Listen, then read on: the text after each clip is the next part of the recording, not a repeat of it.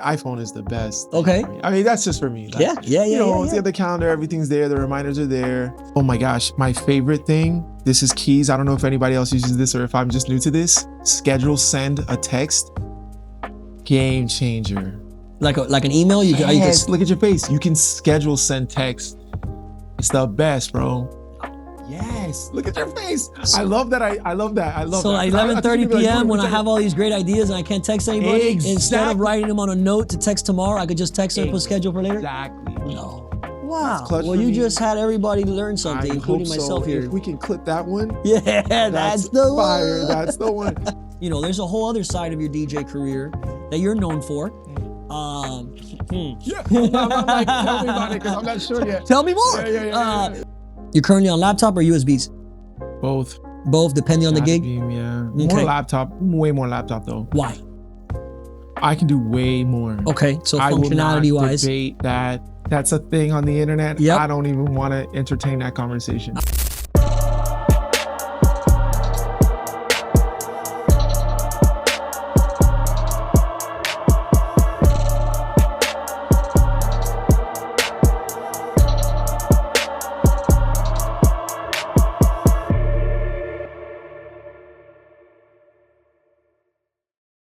This is Rock Talk, where we document short conversations with experienced people in the Rockwell ecosystem. Today, I'm extremely excited for this one. We're sitting with somebody that has many hats in the entertainment and creative spaces. A friend, Louie Arson, welcome to the show. Yo, thank you for having me, bro. I'm excited for this conversation. I feel like there's going to be a lot of insight, a lot of value exchange, and so I'm going to jump right into it. Awesome. Throughout the conversation, we'll transition hats. Sure. We'll start off with DJ Louie Arson. Great. Awesome. Okay. Yeah. Was love for music or love for DJing introduced first? Love for music for sure. Really? Okay. Yeah, and how did that come about? Oh, I mean, family, ever since I was a kid, like that's always been my thing. My mom's always told me music has always been the thing. Okay. Like, crying baby, put the music on, I would chill. So yeah, that's been since I was born pretty much. That was the mechanism, Cuban parents, when you go through teething, they put little whiskey on your gums, right? Yeah, and then why is it we always do that too. Haitians do that too. Yeah? Is that a thing? Yeah, for sure. All right, yeah, fair it enough. must be a Caribbean thing, So, okay. But yeah. So music gets introduced first. Music, yep, for sure. Love the passion of music. And how does that transition into DJing? So as a kid, I used to ask for a piano every year. Like every birthday would come around or Christmas, and my old keyboard would still be good, but I always wanted a new one. And that was just like literally me trying to find my instrument. I think that's what that was. So that went for years and years and years, bro. Like elementary school. I'm gonna ask a stupid question. Ask me. You could play the piano, right? No, not really, not for real. See, that's the thing. Nothing really stuck until I found a turntable. No way. That's what other instruments? What other instruments did you dabble into? Elementary school, I tried to sing. I was in chorus for a minute. Like I can't really sing, but I could always carry a tune, right? Got Which it. is a thing. Rhythm and cadence and things. And so I'm not getting solos, but I can add to the when you're doing it. Layer on. Yeah, I can layer on, and so I always had like a good ear for that. And then so that was all through probably elementary school, and then when I started in middle school, I went for band all 3 years. I wanted to do drums, but I was too shy. A lot of people wanted to do drums, and I was like, oh, I don't want to, I don't want them not to. That's like that solo. Exactly. So I was like, oh, and so I went with the trumpet. Okay. I played the trumpet for a year. Then I did percussion for 2 years, 7th and 8th grade. 9th grade, I might have taken a break. 9th grade is when I met my first friend who helped me get that introduction into DJing. Okay, nice. Yeah. Was he or she a DJ or? His dad was. Got it. So I show up to school, first day, 9th grade summer, right? Not even full school year yet. Right. And this kid Which is a crazy year, right? Because you're transitioning from the middle school to the high school, new friends, new life. And I didn't go to the high school that most of my friends went to after, so it was kind of weird. But this kid has all these stickers on his binder, and it's all like hip hop and all these cool things that I know about that a lot of people don't know about. And every day he's got a new sticker and all this stuff. And so I'm like, yo, where are you getting this stuff from? He's like, back then it was like the record pools, right? Like the real record pools. He's like, yeah, my dad gets them in the mail. and he takes the records and just gives me the stickers. And so me and this kid developed a friendship real early on. And I started to tag along. I was like, yo, I want to come to your dad's gigs, or what can I help with? And how does your dad give me some of those stickers? like, and maybe a record or two here and there, exactly, right? Exactly. So I'm like, I mean, his dad put me on, I'm carrying crates, but like, we're not doing the cool gigs, we're doing weddings and stuff like that, because I can't get into any of that stuff. And so that's pretty much where it started. I think in high school, I played guitar. Okay. And then by the end of high school, we had our first setup. DJ setup. Yeah, first DJ setup. Yeah. Turntables? Actually, CDJs at the time. That's what made the most sense. Okay. And we lucked out, man. Like that's a whole other story. But another really good friend of mine who I knew in middle school, we both like kind of developed that love together. And we decided we were gonna do it. And Pioneers were obviously a thing already. It was already CDJs killing it. His uncle was the Pioneer exporter for all of South America. Sick. So we got the crazy discount. Crazy love. It was insane. It was insane. It was meant to be, bro. It was literally meant to be. He doesn't have that position anymore, does he? Bro, God rest his soul. Oh, man. Yeah. That was a very tragic. Yeah, that was because me and him got so close. I worked for that company for a while too. And he was one of my mentors for real. So yeah, man. But it was just meant to be, bro. That's really normally how it goes, right? Yeah, when it's right, it happens right. Yeah, it does. So trumpet, guitar, piano, a little bit of singing here and there. We'll say a little bit. Percussion. Yeah. You start getting this kind of well-roundedness of music in general. That's what happened. Right? Yeah. And now you incorporate DJing, which at the end of the day is what? Manipulating sounds and music to kind of create your own thing. Right. And what are some references besides in the DJ side, besides, Friends Pops, and Friend from Pioneer? What are some like DJ references? Now you're kind of dabbling, you know you like it, you're investing time, you're investing money, you're grabbing the CDJs. Who are you looking at that time? Who are some of the names that keeps you here? Always, I'm trying to think. So like, you're saying like right when DJing started to like mold, right? Right. Okay, yeah. For you, right? Yeah, for me. It's been going on for well before us. Right. So during high school, right, I went to Coral Reef. Okay. And there were a lot of parties. We went to a lot of parties. And I remember, it was super Caribbean. So I would go to these parties and I learned really about like dance hall and familiarizing myself with that style of DJing and quick mixing and things like that. So there were a lot of local guys that really helped me shape, what I wanted to do, or the interest, I should say. That's exactly what I'm looking for. Everybody always says AM and this, and then no, who's the guy that on Friday nights you were like, bro, I want to practice. Dude, there were sounds, man. They were like, so it was wild because like I have to say, I think my interest for DJing came from the local guys and the parties that I was going to. But once I started to really formulate who I wanted to be as a DJ, like then it was the guys that you will probably know, of course, here maybe like that's like you aspiring to get your brand there, right. But and you're seeing things, knowing that it works and whatnot. But you can't just jump there. No, you can't. You can't jump there. Someone has to show you that. What does this sound like? And then you're like, oh, I like this. Yeah, and let me learn how to do this. The funny thing about it is though, and I'll stand on this till I die, but I think Miami has the best DJs in the world. Okay. So I really lucked out because I got to tell you, like, once I started to have people opening my eyes to the world traveling DJs and the people from all over the other place, right? I was like, but the guys that we have at home are doing this at a higher level. I mean, I'm just saying. At a house party down the block. At a house party down the block. Yeah. And I'm going to tell you, years into it, I would have people come into Miami and I'd be like, hey, yeah, I'm over here. Like, come and hang out at this bar or whatever. And I have homies from all over the States who would literally be like, dude, this is the difference. This is why I moved here. This is why I want to be here, because I can come to a hole in the wall in Miami and find a DJ that is absolutely destroying it at a level that doesn't exist back home. Right. You know what I mean? This would happen at every nook and cranny in Miami. Like, we're built different. We're just built different. Why do you think that?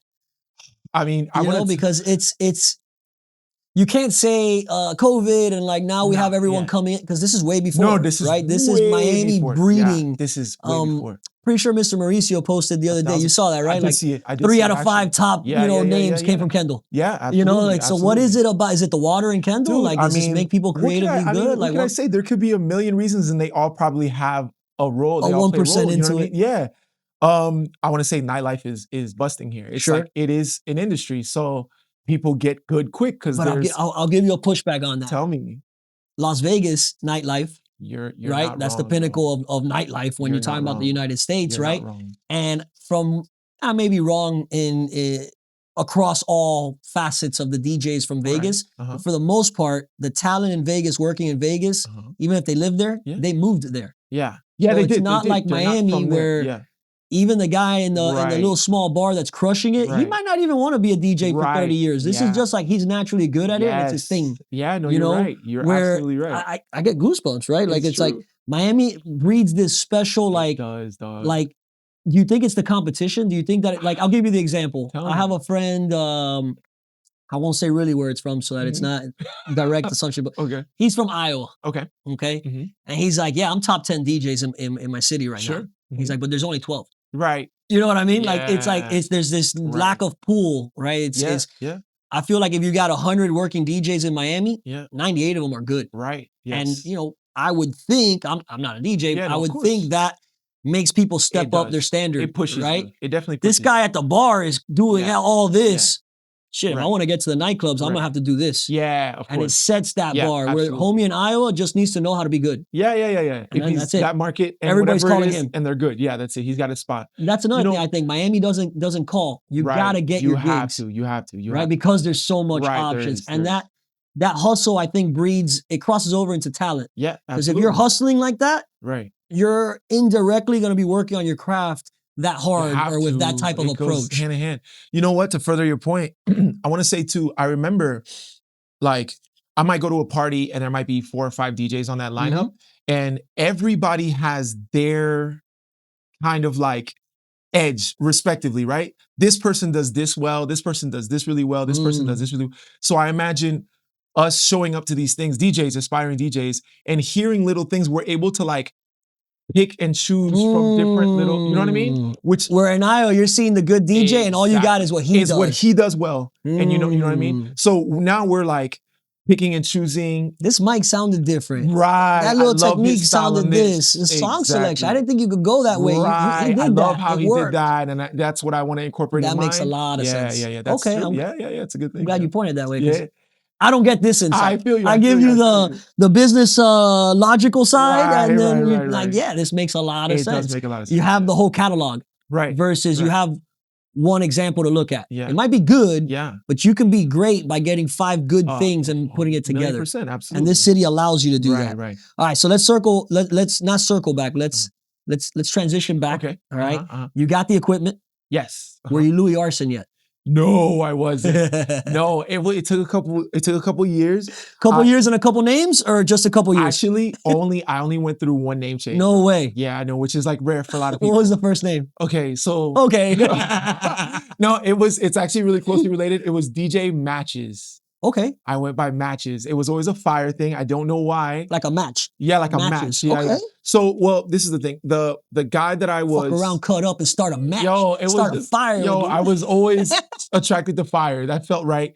And the my friend's father, his sound, which is what like the reggae and dancehall that's what they call him. It wasn't like a crew. It was like a sound. It was Fire Fraternity. Okay. That was his thing. So I was like, oh, I kind of like want to like lean into it. Yeah, I want to show a little tribute or whatever, even though I know that I'm not in there, I can't be in there or whatever, because I was like not nice enough yet.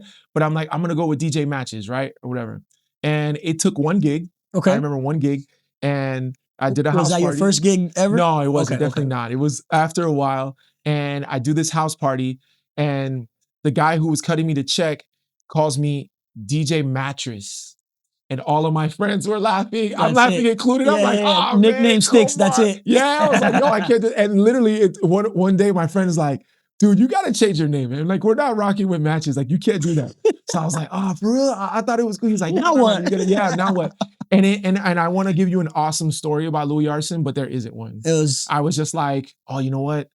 Yeah, I like Louie Arson. Hold on, Arson. Yeah, Arson, fire. obviously, yeah. Right? Yeah. So that was planned, you and I was like, I want to go with Louie. I'm gonna go with Louie, and I came up with Louie Arson. And I went to my friend, I was like, yo, what do you think, Louie Arson? He was like, dang, I like it. And it's been that. And you're not gonna get any mix-ups there. Yeah, no Louie chance, no Arson. chance. Yeah, and I think it's good. Yeah, cool. That's cool, awesome. Yeah, All right. Yeah. So from there to now, or better said, I guess from there to now, what came next? Your DJ matches. You did that first house party. Went well enough to keep you in the industry. Man, I was doing a lot of house parties, bro. Okay, so I did a lot of house was parties. that the first lane of work? Yeah, for sure. I would say so. Let's go to the first. What was the first gig like? Ooh. You could describe it, you could give details, but I'm more interested in You want me to tell you? What was it like? I can't even. You mean like the first real gig or the first like? Yeah. No, you playing in the bedroom doesn't count. Right. And then, but the house party doesn't count either. We mean like outside of my house. Was it like a legit house party, or was it like 10 lot. homies came over? I did a lot of legit house parties. That's nerve wracking. My only DJ experience. I've said this story before, so I won't get into too much detail. But two of my buddies, one of them at least. They were a DJ duo. And they both, one had to use the bathroom, and I think one was sick and wasn't there that night. I forgot the exact. So you had to fill it. He's like, yo, just transition this one song. Yo, there's 60 kids that are there to dance, right? Because back then it was dance. Like these house parties didn't even really have alcohol or anything. It was like the middle school house parties. They're there to dance. Yeah. And like when you suck, they look at you like we can't dance to this. And I never tried to DJ again in my life. So that was it for you. PTSD. You know what I mean? Yeah, you're like, I know my lane. So don't say a house party like if it's not a real gig. I know the nerve-wrackingness. And on top of that, it's not like you're going to a club, there might be 1,000 people there, you might know 20. Yeah. This house party, if there's 200 people there, you know 198 of them. Right, of course. And then the 2 plus ones that no one knew where they came from. Right. It's my older cousin. He's cool, I swear. All right, let him in. Good. So explain that experience, right? I gotta be honest with you. I've always been this guy. Like, I really do not like to suck. Okay. So when that's a good quality. I mean, I would say when I got the equipment, I was obsessed with being good before I played outside of my house. Got it. Okay. And it would look like this. It got to a point where we would go to parties and I would listen to DJs and I stopped enjoying myself and I became this guy. Studying. Like, I'm watching the crowd and I'm listening to him and I'm seeing what he's doing. Oh yeah, I like that. Nah, that was whack. And then I would go home and I would practice, bro. Okay. And I would pretend I was the guy. So you're the type that doesn't show up to the tryouts until you know you could play on the team. Period, bro. And no hate, but I'm, years now, more recently, I'm watching a lot of people learn how to DJ at the gig, which it's changed a lot. You're using a lot of other stuff to be able to put yourself in that position. And it is what it is. You know what I mean? But that's not how I was raised. That's not the people that I looked up to. Right. So I was putting in the work way before I had the opportunity. Which is unheard of now. And not just in DJing. Unfortunately, I feel like society is a little more like, I'll work on what opportunities get presented versus I'll work on something to hopefully get opportunities in that thing. Yeah. Right? And it kind of sucks. Yeah.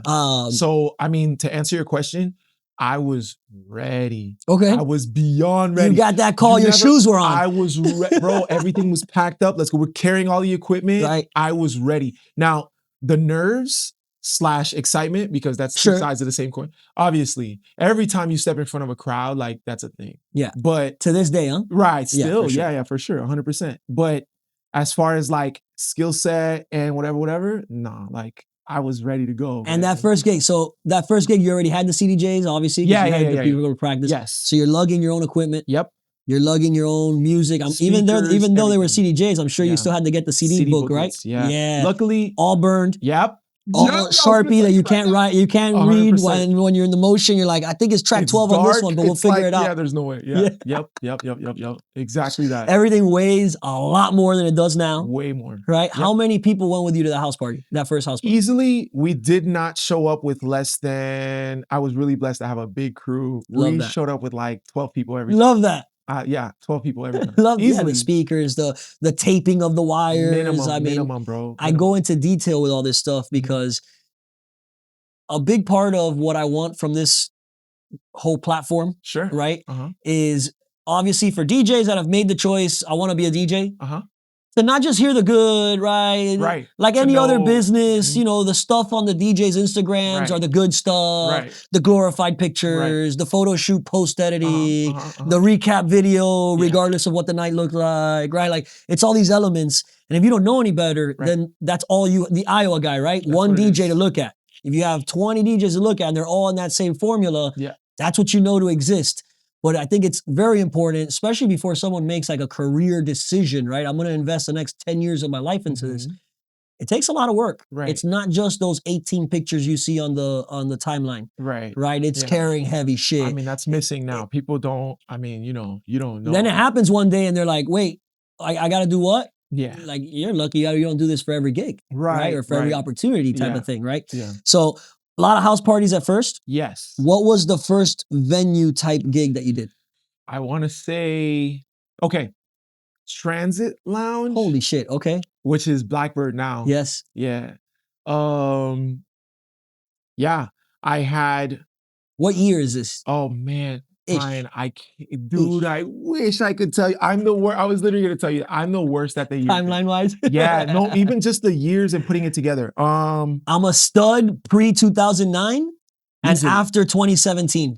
Those years, 2009 and 2017, it was just all 1 year for me. Yeah. It was one curve. You know, but anything before that or after that, I know exactly when things I don't know why my brain does not work well in that way to be able to say, oh, it was this year. Like, I don't remember what was going on.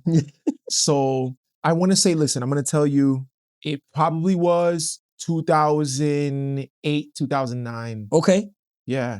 I had a homie pull me in on a gig. We had met through a mutual friend. That was going to be my next question. How did it come about? Yeah, we had met through sneakers, which was my first love and got me through that. All right. So I met some people through sneakers. I was working at Nike. That's when I really started to meet a lot of people. And you know, the culture kind of like is close. Goes hand in hand. Yeah. So I had met my friend D-Law, who introduced me to another friend, Sharp Sound, which okay. I know that reaction. I knew that. So, and Sharp was just a good dude, man. And we hit it off since day one. We're hanging out at FIU, whatever, and he's like, yo, you should come this Saturday. Like, come just play an hour at my gig. And I was like, you sure? He's like, yeah, man, what are you talking about? So that was probably the first set that was like at a venue that was, you know, a big deal. That's crazy. You mentioned FIU. You're a Panther? Yes, I am. Went to the same school? I didn't know that. Yes, I did. What'd you go to school for? Advertising communications. Okay, but you use that. Yeah, now I do, right? That worked out. Yeah. Most when I ask these things, it's like, I went for biochemistry. I know. Great. How's your DJ career? You know, like, what are we talking about? What are you doing with that? Yeah. Okay, that's awesome. And we're gonna talk a lot about that when we transition hats. I know. Okay, when you change your hat. Yeah. Louis should have brought 8 hats today and just fucking switched out for real. All right, so how do you go, or I don't want to know how you go. I want to know, how were you able to grow from a transit style booking to more of the bookings, you know, you're doing today? And what did that growth take? What did Louie have to do to get into better rooms and better opportunities? I want to tell you, that was a very frustrating time for me. I bet. Because now I'm showing up to these gigs, and these, I would say gigs are not my gigs. I'm showing up to these parties. Okay. That's just how I'm thinking about them already. I'm showing up to parties and I'm watching these DJs play, and I can, if not do it better, can at least do what these DJs are doing. Okay. And you know that, but no one else does. I know that, and no one else does. Okay. And I have a few people that can vouch for me, but the doors are not opening. Okay. And everything I'm trying, the doors are not opening. It was a really frustrating thing for me. I can remember exactly what that feeling was like, bro. I remember leaving the house every day and getting in the car and praying all the time. I'm like, oh man, if I could just get these opportunities. That one opportunity. Yeah, I was really like that. I was that guy. And I spent a long time doing, you know, kind of like smaller gigs, and like every once in a while somebody wanted me to fill in, but it was never like my shot. Okay. And that was just what it was. So I was kind of like, all right, you know, it is what it is. And it's the network, bro. That's what ended up happening. Obviously, the network, for whatever reason, finally opened up. The right people, right place, right time. But what ended up happening was MIA skate shop. It's a skate shop, you know, back to sneakers on Miami Beach at the time. This was the place to get like, you know, your SB dunks and all that stuff. And it was a party there all the time. It was a party there. Like the front of that store always had 20, 30 people. Yeah, I used to skate at night by it. Yeah, And I it was mean, it's always on a Miami thing. Beach. So it was like all this, you know, it was just such a vibe. And so And it was actually like part of the Miami Beach community. It was, like if you lived on the beach, you hung out there whether even if you weren't wear going to buy shoes shoes. or not. Exactly. So I'll never forget because this was like a staple moment in my career. They're doing an anniversary party, right? They're celebrating an anniversary. And one of the guys that I knew who wanted to really help me get into the scene, Keen One, always been one of my OGs. And he had all of his, because he was a skater. So he had all of his equipment there for their anniversary party. And so what those guys were doing were like asking homies to just come and rock for like an hour, 2 hours. And the store owner asked me, he's like, hey, Keen's gonna have all his equipment. I know you're a DJ. He's told me that, you know, you're really good. So would you be down to just come and play for an hour? You tell me whenever it makes sense for you. So I'm like, yo, Chris, of course, I'm down. And so he slots me in and I show up and, you know, you can imagine, I'm not getting these opportunities very often or whatever. So I'm in there. Makes you even more nervous, I'm sure. Yo, I had a point to prove to whoever it was. It didn't matter. To you, bare minimum, right? Yeah, like, to me, I'm out like, here. man, I'm bodying it. I know it. I remember like just being that just flow in the state. zone. Yeah, that flow state. And this kid walks in and he's like, he's just sitting down. I don't know who he is. And he opens his laptop and he's like, I'm watching him look over at me and watching me DJ. And he's like, what the hell is going on? I could tell in the look in his you're face. reading that body language. Yeah, I'm reading his body language. I don't know who he is. And I'm done. He has to play after me. And this kid had just learned how to DJ. And he's like, yo, man, like, you're sick, dude. Like, yo, we gotta exchange information. Like, I got a party. I want you to play. Like, you should come whenever. And I'm like, in my head, I'm over it. I'm like, yo, nobody wants to give me that. What are you talking about? Some young kid, I don't. And he's like, yeah. I just learned how to DJ and I'm playing at this place already. And you should come. And I'm like, okay, well, what is it? And he tells me it's a chocolate sundaes at Purdy. No way. Which I was. Who was the DJ? DZA, bro. No way. Okay. And he was tied up with the MIA skate shop and knew all that too. He knew all the right people. Okay. So DZA had the love for music and was literally developing his record collection was already there. He really had it and was just learning how to like put songs together and make rooms happen, right? Mauricio and him became like this through his roommates, whatever. But DZA had the opportunity already. He was putting on records, he was doing his thing, but he was like, yo, like, you should come and play with me. You should be playing this party. And I'm like, yo, I've been going to that party for like 3 years every Sunday and nobody will give me the opportunity. I've had people vouch for me. And he was like, I got you. And it literally just took that. It was like the next week, if not 2 weeks after, I had my first shot playing at Chocolate Sundays. So that was your first like real gig. That was my first that gig. And that's what it really took. That gig was such a staple in Miami at the time that people who were bookers everywhere else. Yeah, that was nationwide. Were in that room. That was their stop off point. Right. So after doing that gig and getting that gig and playing there consistently, the phone just started to. Nice. Yeah. Would you say that gig was the first time that you were like, hey, I'm a working DJ now? Or at what point did you say, I want to make this a career, not something that I'm chasing? So yeah, it didn't happen overnight. It was still like I became a resident there. I was like a rotating resident. It wasn't every week. And you know, they had a lot of DJs. Still not gonna pay rent. Right. But you're moving. Exactly. Absolutely not paying rent. But a lot of opportunity came from it. Like pop-ups here, yo, come play here. You should do this, guest spots here and there. So I still had a job when I was playing there. And I had a couple different jobs and still doing DJing, back and forth, dabbling and all that. And I think when I got my first weekly residency, that's when I was like, oh, okay, I think I can do this without. You're like, this is just one night of the week. If Yeah, I this do is this for 6 nights in the week and have one night off, like a regular exactly job, carry the 2 times 4. right. Oh, wait a I was minute. like, wait a second. Yeah, yeah, yeah. So, I mean, it was like What was that first weekly residency? my first weekly residency that was mine was the bar in Coral Gables. No shit. Yeah, Okay. yeah. I started doing their Saturdays, and then I grew it because they had a band right before me, so I was like the guy, Mm. and then so I grew That that. reset in the room Yep. is something a little different Yeah, it than was walking very, very into different. an Yep. existing room and Yep, all yep, that. yep, yep. And it was a tough room to navigate. I think at the time I had enough experience to understand that there were people there that were showing up to see the band, and some of them were like, "Oh, what is this?" Yeah. But to be able to like keep their attention and keep them there, Not keep switch their right, right. They're right, they're right, right, from right, I don't fuck with right. this to Yeah, hey, you yeah. know Because what? then Let's walking give in it a like, shot. What is this? You know? exactly, exactly. Very cool. So that really developed my open format bag like heavily. You know what I mean? And being able to go in and out of like club music and like, well, it's all club music now, but Right. at the time, what was like club music to like Dance music. right, the stuff that the band would cover, you know what I mean? And making it feel seamless. And they're like, oh, wow, yeah, this is great. And This is almost better than yeah, the this is band, right? what it is. Yeah. And then so yeah, I grew that Saturday, and then they asked me to do the Friday and start the happy hour. Okay. So then there were two DJs on Friday. So I was doing Saturday late night and then doing the happy hour on Friday. And by then I was like, I mean, comparing that to the money I was making doing retail, because that was my job for a while, which I love doing. I just know why I love doing retail. Where at? Man, I worked at the best retail spots. Okay. I worked remember at Nike. Yeah, I remember Nike. forever.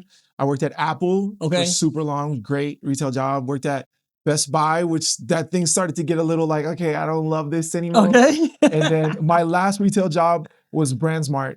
I worked 2 weeks. Okay. Yeah, and I was like, nah, this isn't it. I'm done. I had So- not cool examples like you at all. My Where'd only you- 2 jobs ever really in my life. Well, I had one more after that, but it was almost like work Friday through Sunday, and it was extra money. And then I was promoting at night, waking up at 9 a.m. It was, right. Oh, it was doing the actually whole- because of this dickhead back there. Right. Yeah, Like but you whatever. said. That's my job. I didn't take his job. You know, Oh, I was about to say that. Yeah. I covered for him for one day, and then he got And you himself crushed fired. it. He got himself fired, Oh, word. and then I felt bad Yeah. on both sides. Like, Yeah. am I fucking Paul over? Did and I then do like, this? so I Yeah. called him. He's like, nah, it's cool, fuck him. Yeah. And then I was like, it's a good little like, All right. it's a job without having to commit to a job. Right. Right? You know the schedule. You know it's Feels 3 different. days a Yep. week. Mhm. It's very flexible. Yeah. So Haircut. and a free haircut. It was at a love barbershop. that. That's it. So did that for a little bit. But before that, my only 2 real jobs were Express and Dayland Mall. Oh, word. Mhm. That didn't end very well. Uh-huh. And Foot Action, but not the good ones. The one in International Mall, which is Oh, like the outlet one or whatever. Oh, it was right, like right. every shoe is $30, and Right, it's right, everything that all the other stores They can't didn't sell. want it. Yeah, yeah. And they're like, that's fuck funny. it, just send it to International That's Mall. funny. And that was like a 3-4 week span, and it Okay, did okay. not end Didn't well end at well all. at all. There's a few people You out were there that like, know yo. the story, and it's not Yeah, good. yeah, yeah. But I quickly realized Yeah, that like this maybe was that's not for me. Yeah. Right? Yeah. But I want to point something out before I won't switch hats completely yet. Sure. We'll keep the DJ Louie Arson hat, Mhm. but I'm gonna transition it to a different part of your life Okay. because there's fucking this Yeah. whole web right now. course. Louie Arson. And before I do that, I want to point out number one, opportunity presented itself Yep. in a way that I feel like it's supposed to be presented. And what do I mean by this?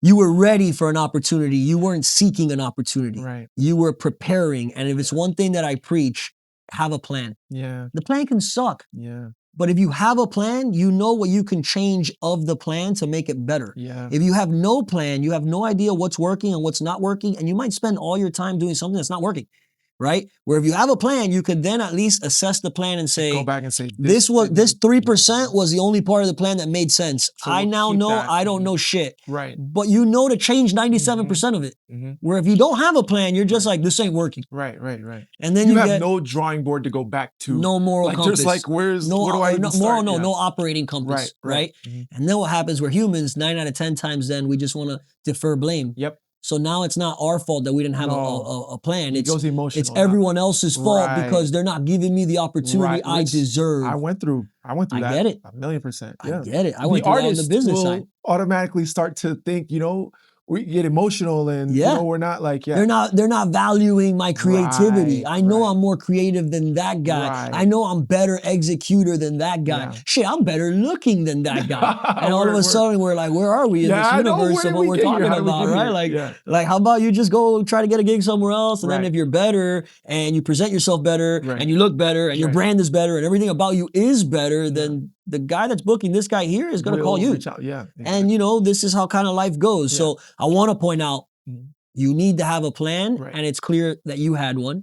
And the second thing I wanted to point out from your story so far is where that opportunity comes from. So many people, you know, and not to talk negative because it's not everybody, but if we were talking about the group that I'm referring to, it's like, nah, you know, there's some bullshit gig, you know, like I'm just gonna show up and do my job. But you don't know who's gonna be there. So for example, your entire career changed because you played an hour at a skate shop. Where most people would be like, for free? For free. Nah, bro, what is it, Saturday during the day? My bad, bro, it's my girlfriend's abuela's birthday. No, it's not. Your girlfriend's abuela died 10 years ago. Like, what are we talking about? But you just don't wanna do it because it's not worth it. But if they were to be like, hey, come play for Dave Grutman at Live Saturday at 9 a.m. You're there at 8 a.m. with a suit and tie. So you know what I mean? And then little do you know that maybe someone like Dave Grutman shops at MIA Skate. And now because you're doing your thing and you met in a non-nightclub setting, that environment and bond could be even stronger than if you didn't. Absolutely. And so I want to point these two things out, A, because the whole point of the platform isn't for us to talk, it's for the listener to pick up little gems. And maybe we make someone's life easier or better out there, right? Wow, home run. You know, super 100%. And the second reason to point that out is to kind of transition it and say, you know, there's a whole other side of your DJ career that you're known for. I'm like, tell me about it because I'm not sure yet. Tell me more. You're pretty known for it, and I think you're very accepted in this world. And I'm curious to know, A, how did you get into it? And B, why do you think you are accepted and receptive to this world? And that's the corporate event world, right? So we'll stay with the DJ Louie Arson hat, but now it's a dressier hat. Maybe you're wearing a top hat or a fedora, you know? You've done a lot of notable gigs with companies such as Bitcoin, Nike, Apple, and the list goes on, right? How'd you get yourself in that world? We'll start there. Well, that's... You do something well. That's what I want to say. Not even like, you know, people want that represented in their brand. So I think that that's probably how that happened. That's how those doors opened for me. What was the first one? It's been a lot, man. Nike, maybe. Okay. Nike. Before or after you worked there? After. Really? Yeah, okay. So you built some relationships or it was completely not connected at all? It was... I think those were through relationships that I had. Okay. Yeah, if I remember correctly. Yeah, it was just like an in-store. But yes, those were, I mean, a lot of it is, it happens through relationships, dude. I don't want to say like how important networking is because I feel like that's so corny, but it is. But I think more so than networking, it's like the authenticity. Okay. There are a lot of people I think that go out to network, but like you got to be a good person. I'm waiting for the gym because I know where you're going. I mean, I don't know if I'm gonna get there. I think I just think that like how you do anything is that people are gonna, if you're a good person. There's networking. And that is, I'm going out with the intention of meeting you. Right. And then there's connecting. I'm going out with the intention of connecting with people that I get good vibes from. That represent the same morals, the same values, the same work ethics, the same project desires, certain creative gray areas, right? Wow, you really like this? Damn, so do I. Right? You know, I don't know your boy that with the dad that had the equipment, but you guys probably connected through the trumpet or through something else first, right? There was something that brought you guys together of mutual interest. And I think in this industry particular, it's frowned upon to like have an agenda. And it's probably frowned upon in every industry, but if you're an attorney connecting with an attorney, it's pretty obvious that what we're doing. It is what it is here, and there's a reason for it. And let's actually get to the reason because we get $600 an hour and we gotta go. You know what I mean? Where in this world, I think it is like not just relationships, but do you genuinely like the person? Right? Because dude, I can't operate in the other way. Me personally, Has that hurt you? I don't, honestly, I don't care enough to know. I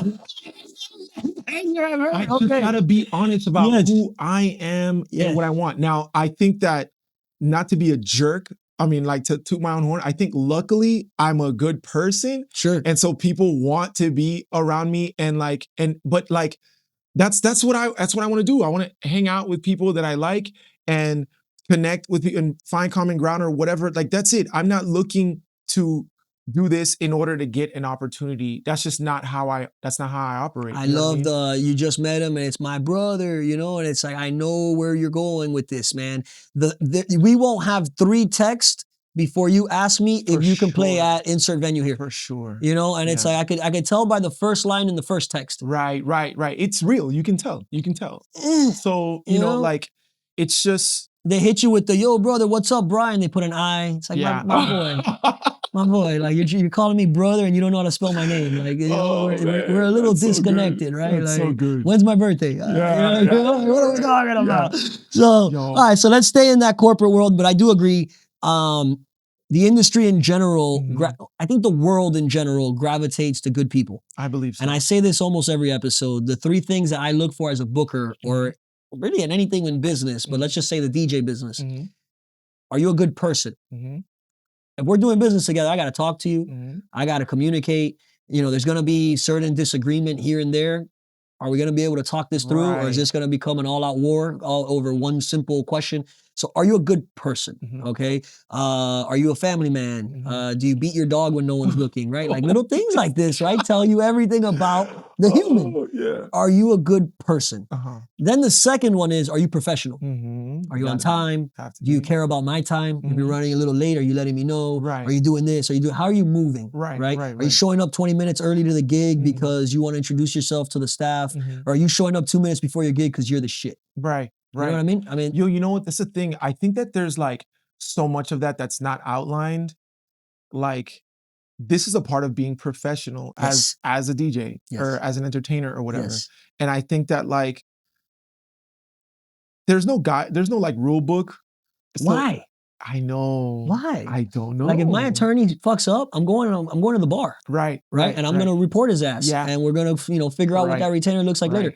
If my, if the business messes up that I'm in a partnership with, I'm going to sue him, or, I'm going to the bad business bureau and I'm going to report him. Yeah. When a DJ's a dickhead, what happens? Yeah. You stop commenting on his Instagram? Like, where is this? What's the rule book? What's the standard? How does something like that come to light? Yeah. I mean, it's a lot of it is word of mouth, I guess, and things get around. So people, that's how they know. But I feel like, there is no real way to kind of like keep that accountable or whatever. You know what I mean? So if I'm someone that's just starting in this world, I don't have a playbook. Right. How do I know what to get good at? Yeah.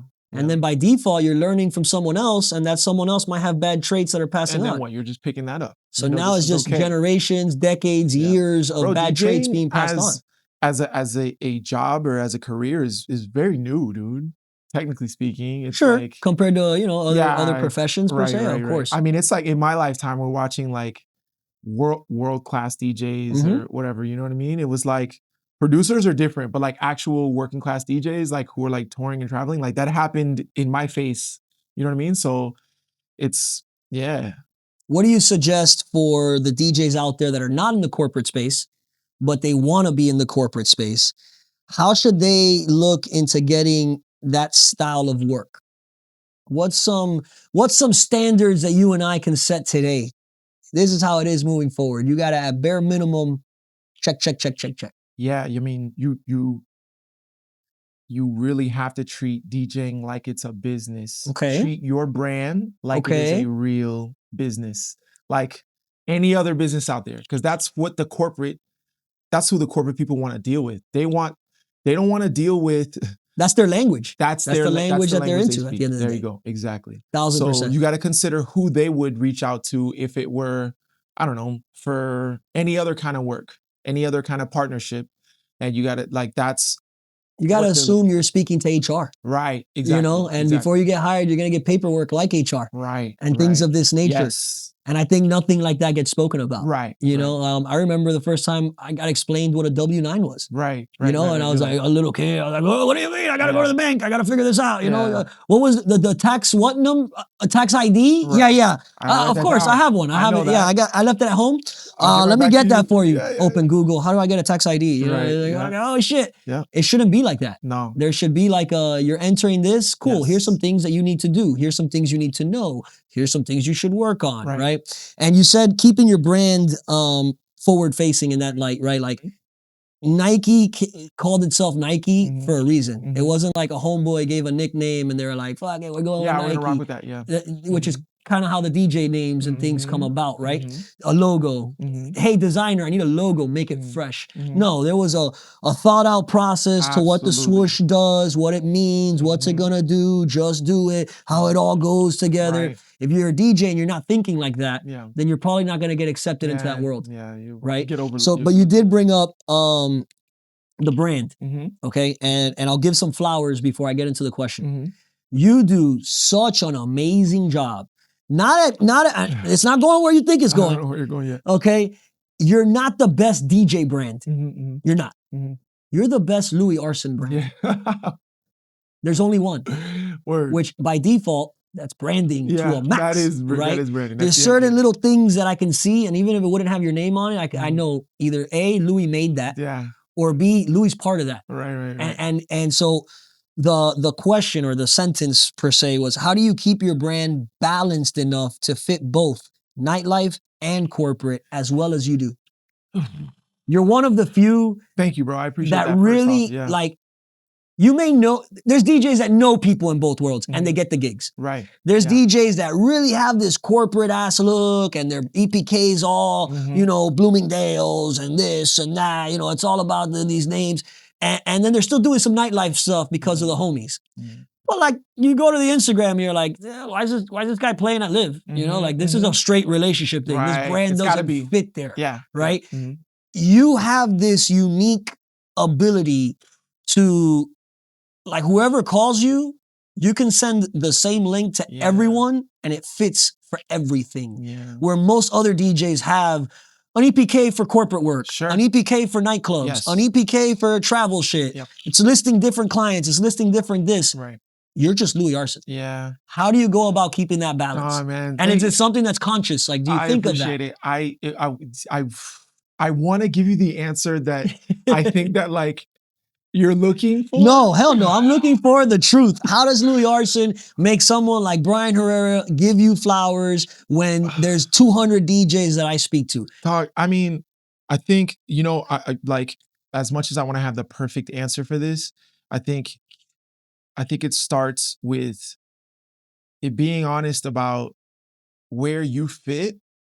Because I really think what I'm doing is just trying to package who I really am. Okay. That's what I think that I'm doing. You're the product. I am the product. Right. And since I like to play music like this and I can fit in that room and I can also play music like this and fit in that room and have the energy to play this space or whatever, that's what comes out in the branding and the packaging and what you see and the EPK and all the other stuff. It doesn't lean too much in any one place. I don't really like to be put in a box. That's always been just me. And I mean, if you say that, I appreciate it because you have, you know, so many people, there's a huge roster and you're looking at these things all the time. Right. So if you can say that about me, that means a lot to me. But I want to tell you that it's probably conscious a little bit because of my background in advertising and communications and advertising. I think that there are things that I kind of like am able to like curb or know, like, well, this is not for this, but the next project I do is not gonna be for these people. And so I think at the end of it, when you look at it all, you're like, oh, there's a little bit of this, a little bit of that, a little bit of this. And so it ends up being this thing that fits in all of these. It's like the Louie network versus the Louie brand. And it's just 8 different Louies. It just, that's how it. Are you a Gemini? No, I'm a Sagittarius. Okay. Because, you know, you're supposed to be a Gemini. Yeah.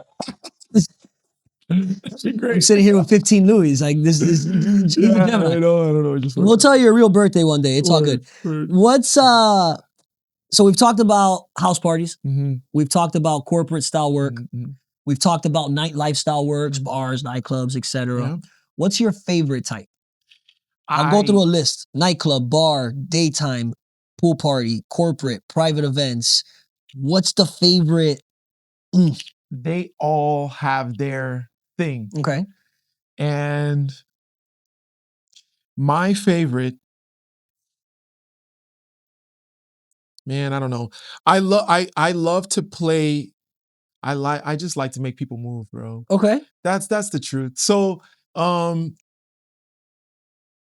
what room provides the most of that, or what type of room?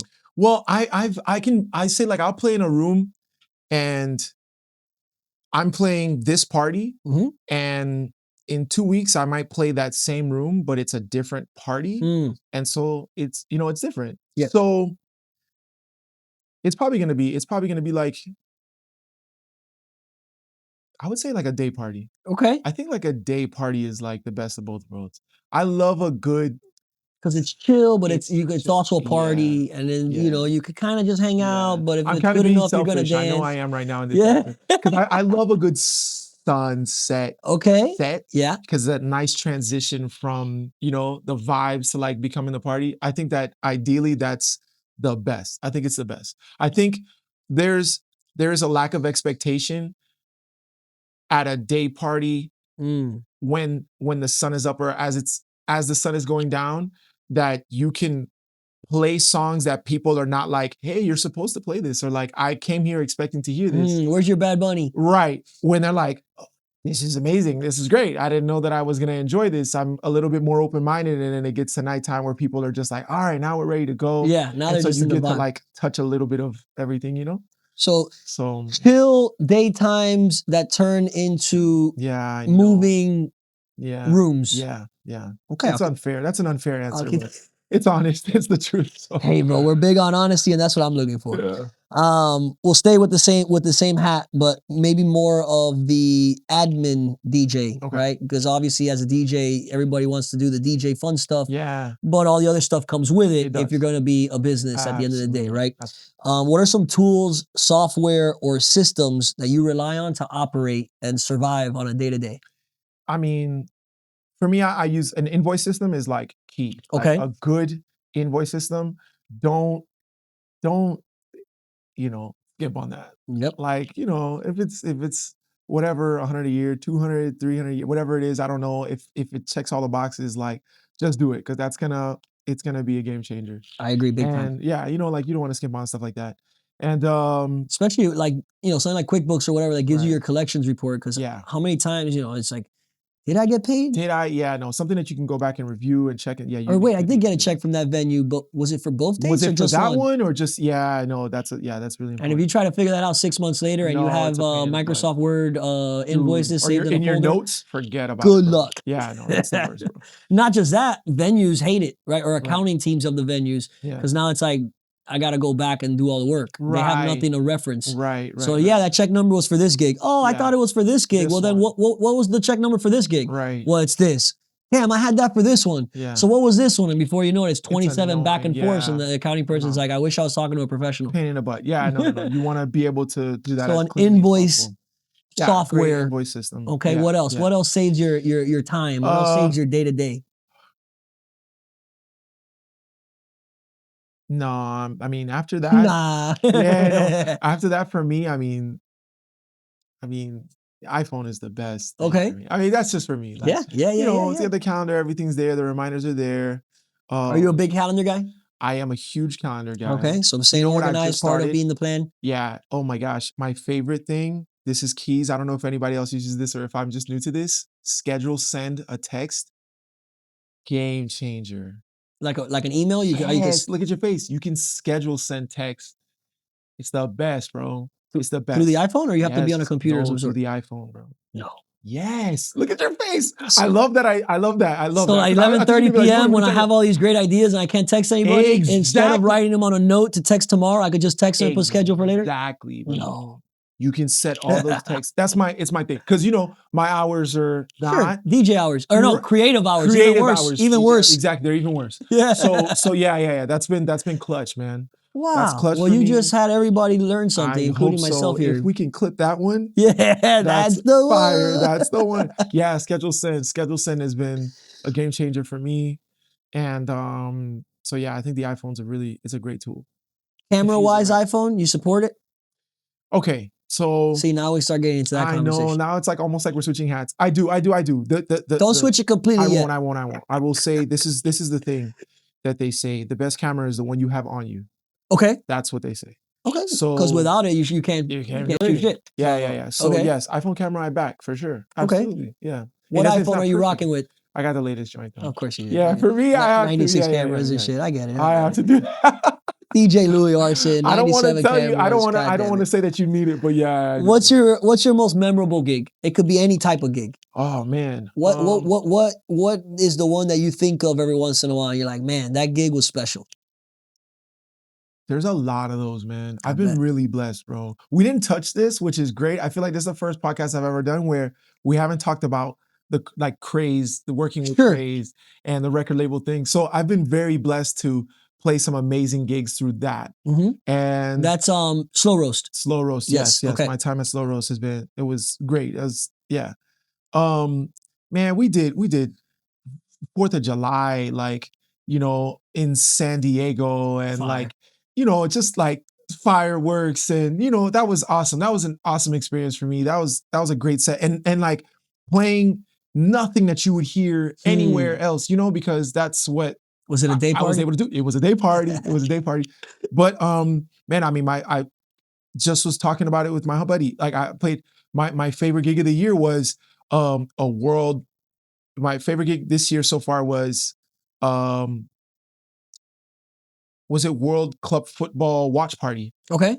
That was during the day. It was like a day party, you know, and everybody's there in their soccer jerseys watching a soccer game.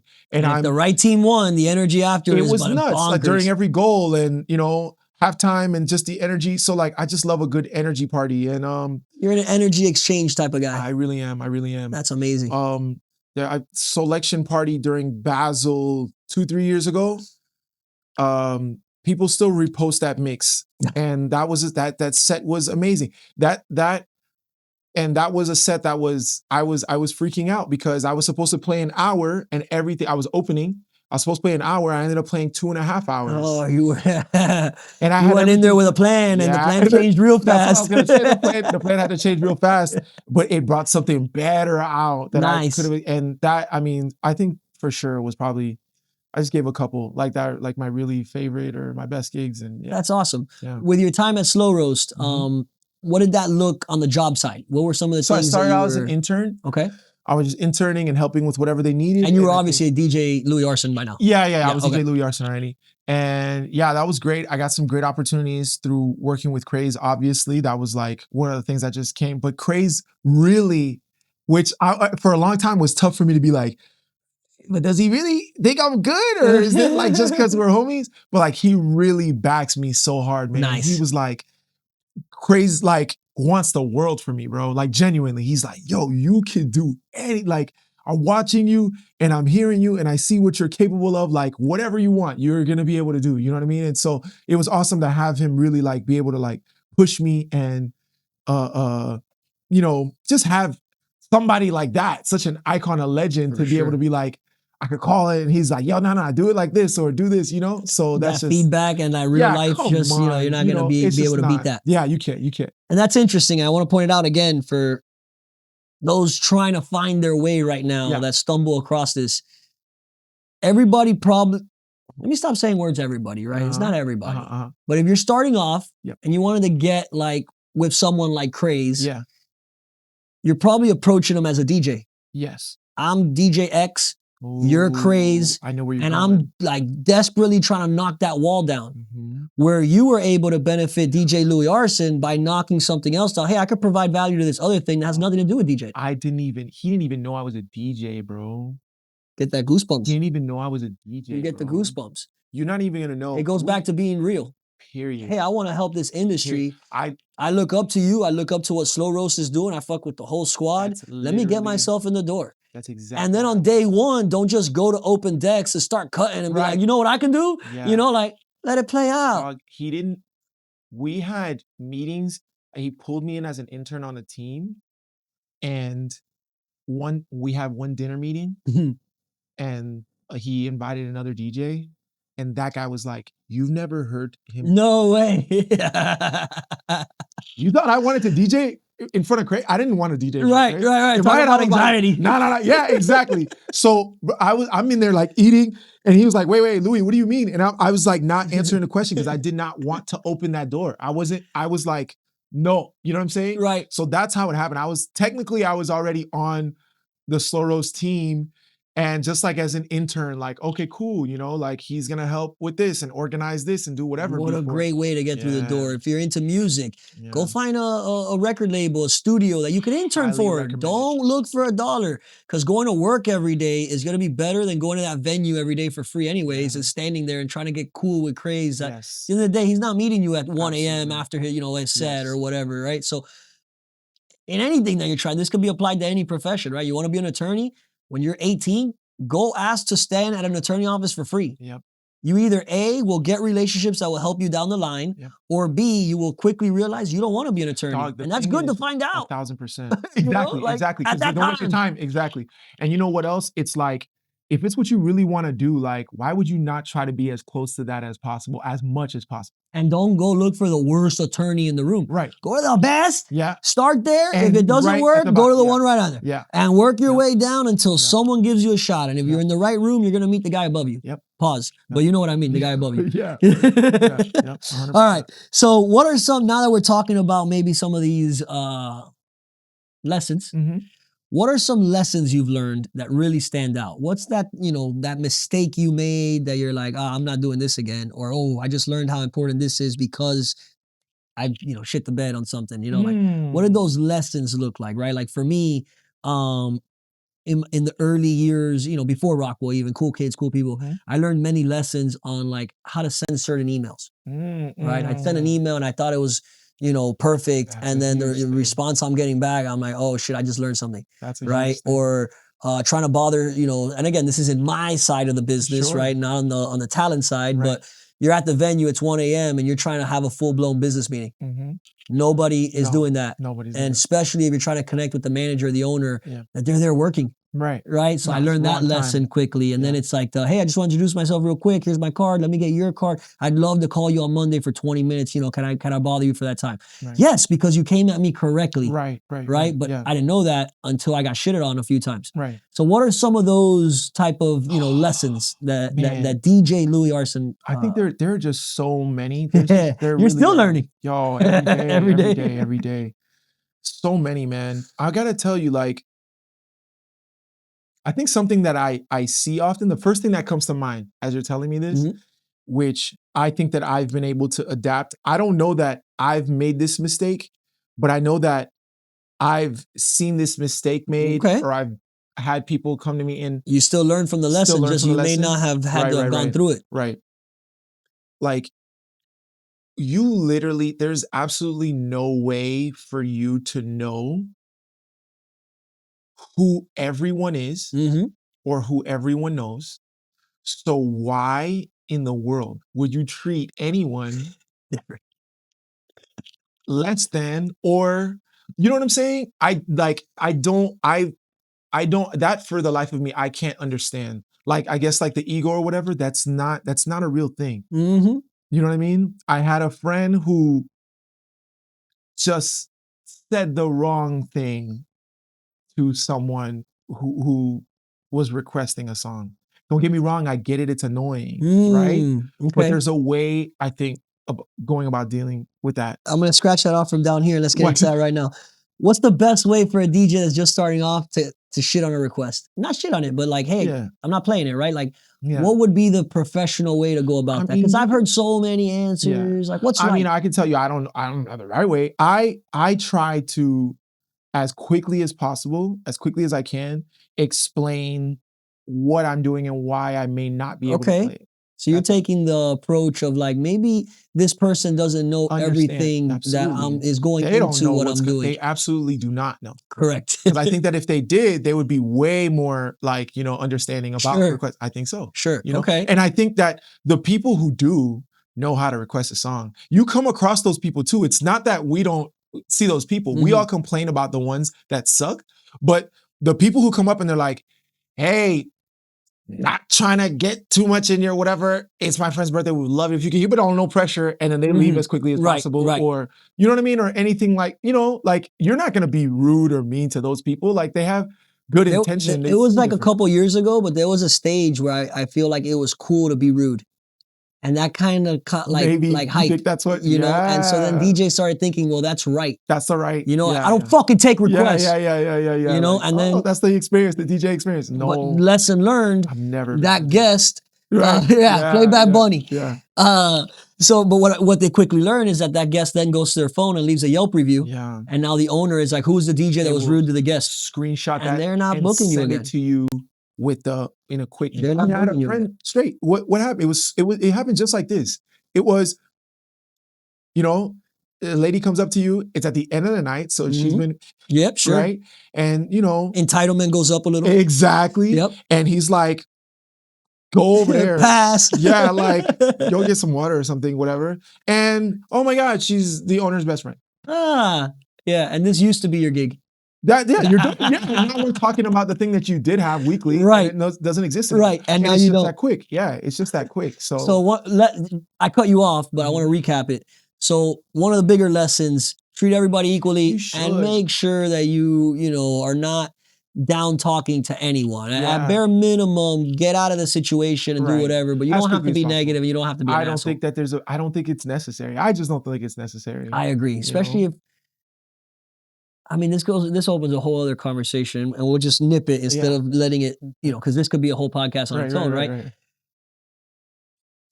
15 years ago, 20 years ago, a DJ was a superstar almost, right? Like it was the artist approach. You didn't have to be a producer. A DJ was an artist.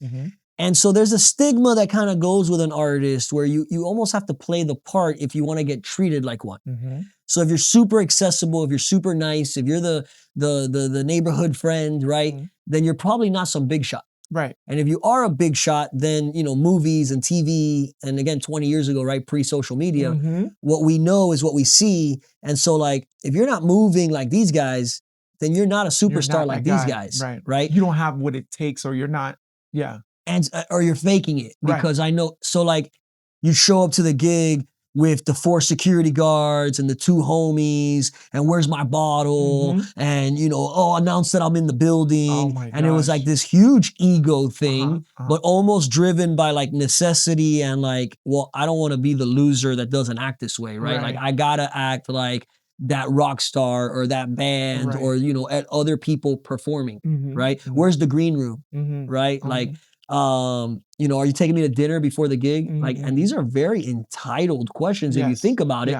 But when the whole industry is kind of accustomed to something, then you almost feel like you're supposed to. I always laugh at the tech or not even tech, but just DJ writers. The writers. I'll get them for a random bar. It's a $500 gig. Yeah. It's like red M&Ms. I'm like, bitch, get out of here with that nonsense. Here, right? But because they were told once upon a time, 20 years ago, that if you don't ask for something specific, then they're not going to take you seriously. I need 7 white towels and they must smell like bleach.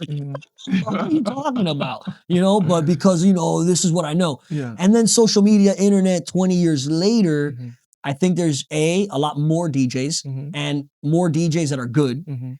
And B, I think venues have also learned, like, we don't got to put up with this shit. And so if you're, like, I know 2 or 3 names that come to mind right now that off camera, I always say, they're probably the most talented DJs that I've worked with or that I've booked before or whatever. I don't work with them anymore. I wouldn't book them again because of the non-DJ stuff. The way they carried themselves, the way they expected certain things. You could ask any question in the world, but if you're asking in a way of like, what's up? Not like, hey, how's this gonna go? More of like, yo, what's up? Where's my check? Like, well, it's net 15. You get paid in 15 days. But you don't have to come at is my check ready? Right. Hey, I was just wondering, when's the check date? Oh, I don't know. A long way. And then you could say, hey, I don't agree with that. Is there any way I can get it by Friday? That's cool. We can have a conversation about it. But nah, I need my check by Friday or I'm fucking turning the music off. Okay, do me a favor, turn it off right now, because you're never coming back. Yeah, you're fine. And Don't fuck your worry check, about get it. out of Yeah. here, sue me. You know, like, what are we talking about? Yeah. And so I think people need to realize that now that there's more information out there, Mhm. and there's more access out there, and there's more of a talent pool out there, Right. I think being a good person matters a big lot more difference. now than Yeah. what it did before. Absolutely. So if you're showboating, It's so turn that into insane more that we talent. actually have to say that as a thing. It's like, crazy. yeah, but It's it is crazy, what but it the new is. generation has no clue what None like whatsoever. what we're talking about. Yeah. And it comes off that way. So, Yeah. all right, we'll end the mushy side. Words of advice to somebody looking to enter the DJ industry. Patience. Damn, that's crazy. It's That's a the common answer. You know that? Patience. Patience. It isn't going to happen overnight. It will If absolutely. you think not. it's going to happen overnight, probably do something else, because the Right. amount of frustration you're going to get is Right. not going to be It's not. good or It's not. enjoyable. It's not. All right, so now we'll get into more technical DJ stuff. Mhm. All right. You're currently on laptop or USBs? Both. Both, depending on the Gotta gig. be, yeah. More Okay. laptop, way more laptop though. Why? I can do way more. Okay, so I will not functionality wise, debate that. That's a thing on the internet. Yep. I don't even want to entertain that conversation. I'm not debating that side. Yeah. I want to debate Yeah. or ask to get Mhm. your feedback. It's not really debating, because I'm open to all perspectives here. Sure. And you're big on energy exchange, so I this is am. why I'm asking. Yeah. The energy exchange from a laptop to a USB is different. Way different. Okay. Yes. So I guess the question becomes, how important is it in today's market? Mhm. Because 15 years ago, the DJ booths were elevated in a corner. Yes. You were like a light guy, Which I hate. You have no Because exchange. I need to feed off Put of me that. on the floor. That's me. That's me You though. know? It's different for everybody. Nowadays, that's not the case. Right. Everybody in the room can see the DJ. Yes. So how important is connecting with the crowd, not just being the best DJ for the room? Right. For me, it is how I'm able to be the best DJ. That's okay. me though. That's me though. You know, Okay. like, and I know and love DJs who are great that don't operate in that way. You know, it's like, leave me alone. Let me do my thing and Right. it's fine. And that's cool. I'm at work. Right. I'm at work. Yeah. But for me, like, you know, that's what I feed off of. Okay. That's what I need. And so, and it's become part of the skill set that you have to develop, is like not getting lost in that computer and being able to use that as a tool to still do this thing. It's like, you know, that's Are you putting the laptop in front of you? if I have it, depends on the gig, depends on Okay. you know, the room that I have. But yeah, I mean, yeah, I want to try to have it over to the side a little bit. So that's one thing I've heard Yeah. from non-USB supporters. Sure. Right? Like, hey, Right. I could just do so much more on the laptop Right, that, right, like, right. unless it's like a 1 hour quick set, Yes. I don't mess with the USBs. Exactly. But I am starting to put on the side, because now Yeah. at least I don't have that 13-inch barrier. Right. And Yeah, I'm like it's pushing what was the word that I forgot who used it, MK or Gray. It's like the safe zone. It Like is. Yeah. and then it's like, it's not wrong because I'm working. It's Sure. not like I'm on my phone bored. Right. I'm working. Right. But at that moment, you're missing the reaction from that table. Yeah. You're missing the request from the girl in Yeah. front of you. You're missing the 4 girls just smiling, having a Yeah, good that's what time. That if you smiled back and jammed, you just made the night. That's exactly what I was gonna say. The goosebumps, dude. They're real. Like, if you don't get them, you're not doing it for the right reason. They don't get that. They don't get the value, man. You know, like. So that energy exchange is extremely important. And then you started touching on the follow-up question that I always ask, that I planned on asking specifically with you, is how do you go about reading the crowd to figure out what to play next? So, because you can't do that, I guess, as well as if you're the center of attention and you and homegirl are connected. You're both smiling, you're exchanging energy, that, you know, you're doing your thing. There's a groove to it. If you're in the corner, you know, then it is okay to just work. Right. Because that's what you're there to do. Right. But that's not the case now. So yeah.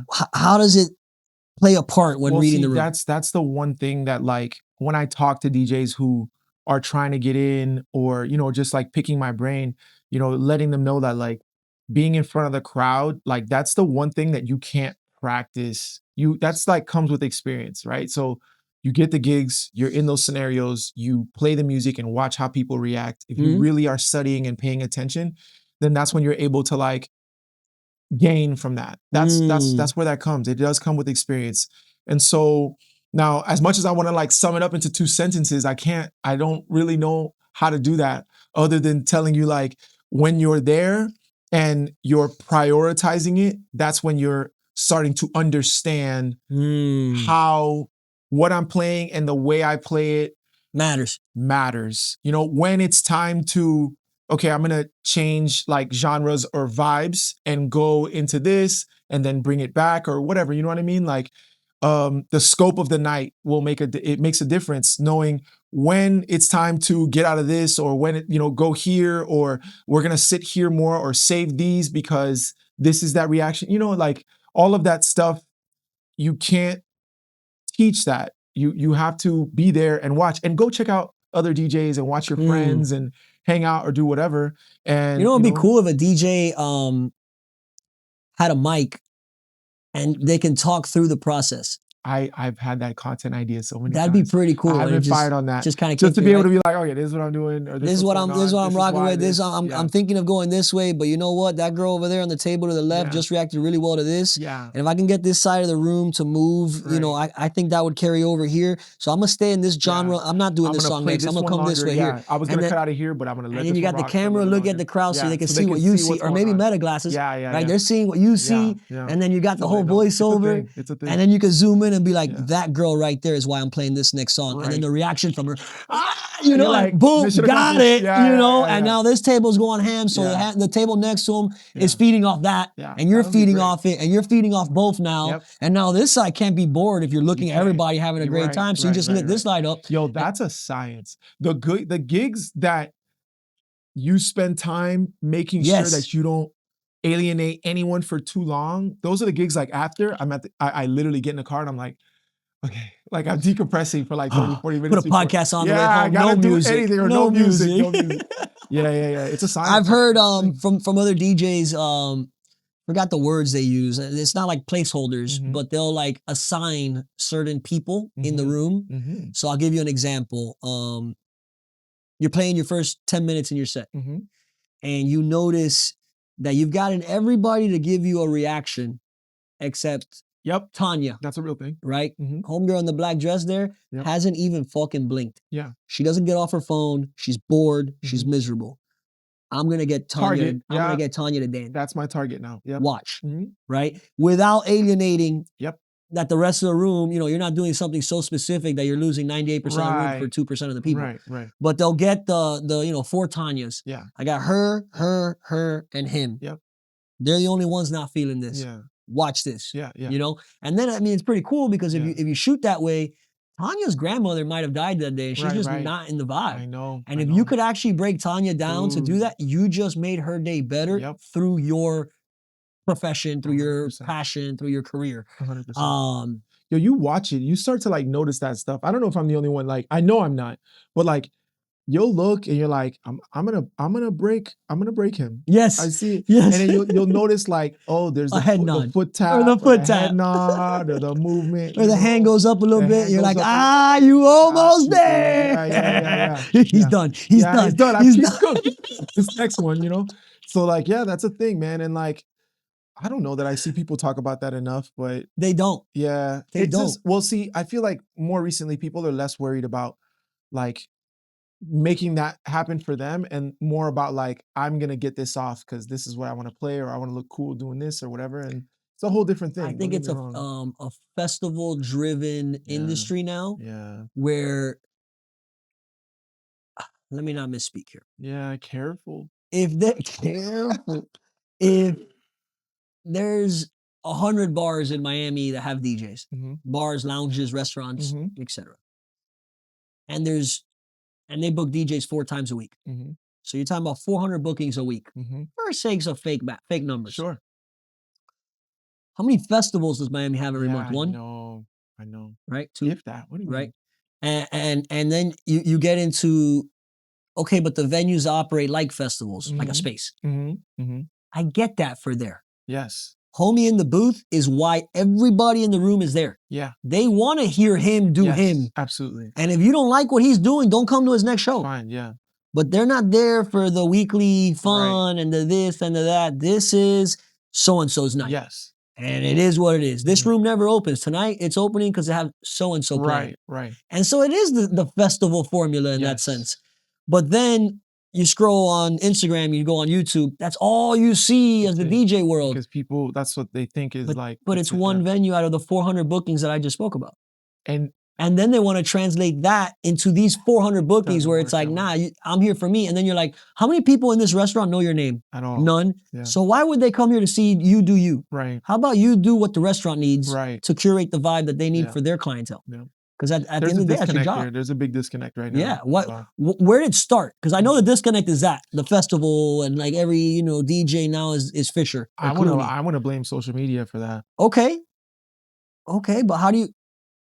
The answer is yes, right? But social media doesn't happen on its own. Someone has to put it on social media. Yeah. So what happened? Is it just hit me? My eyes just fucking open like this, I'm sure.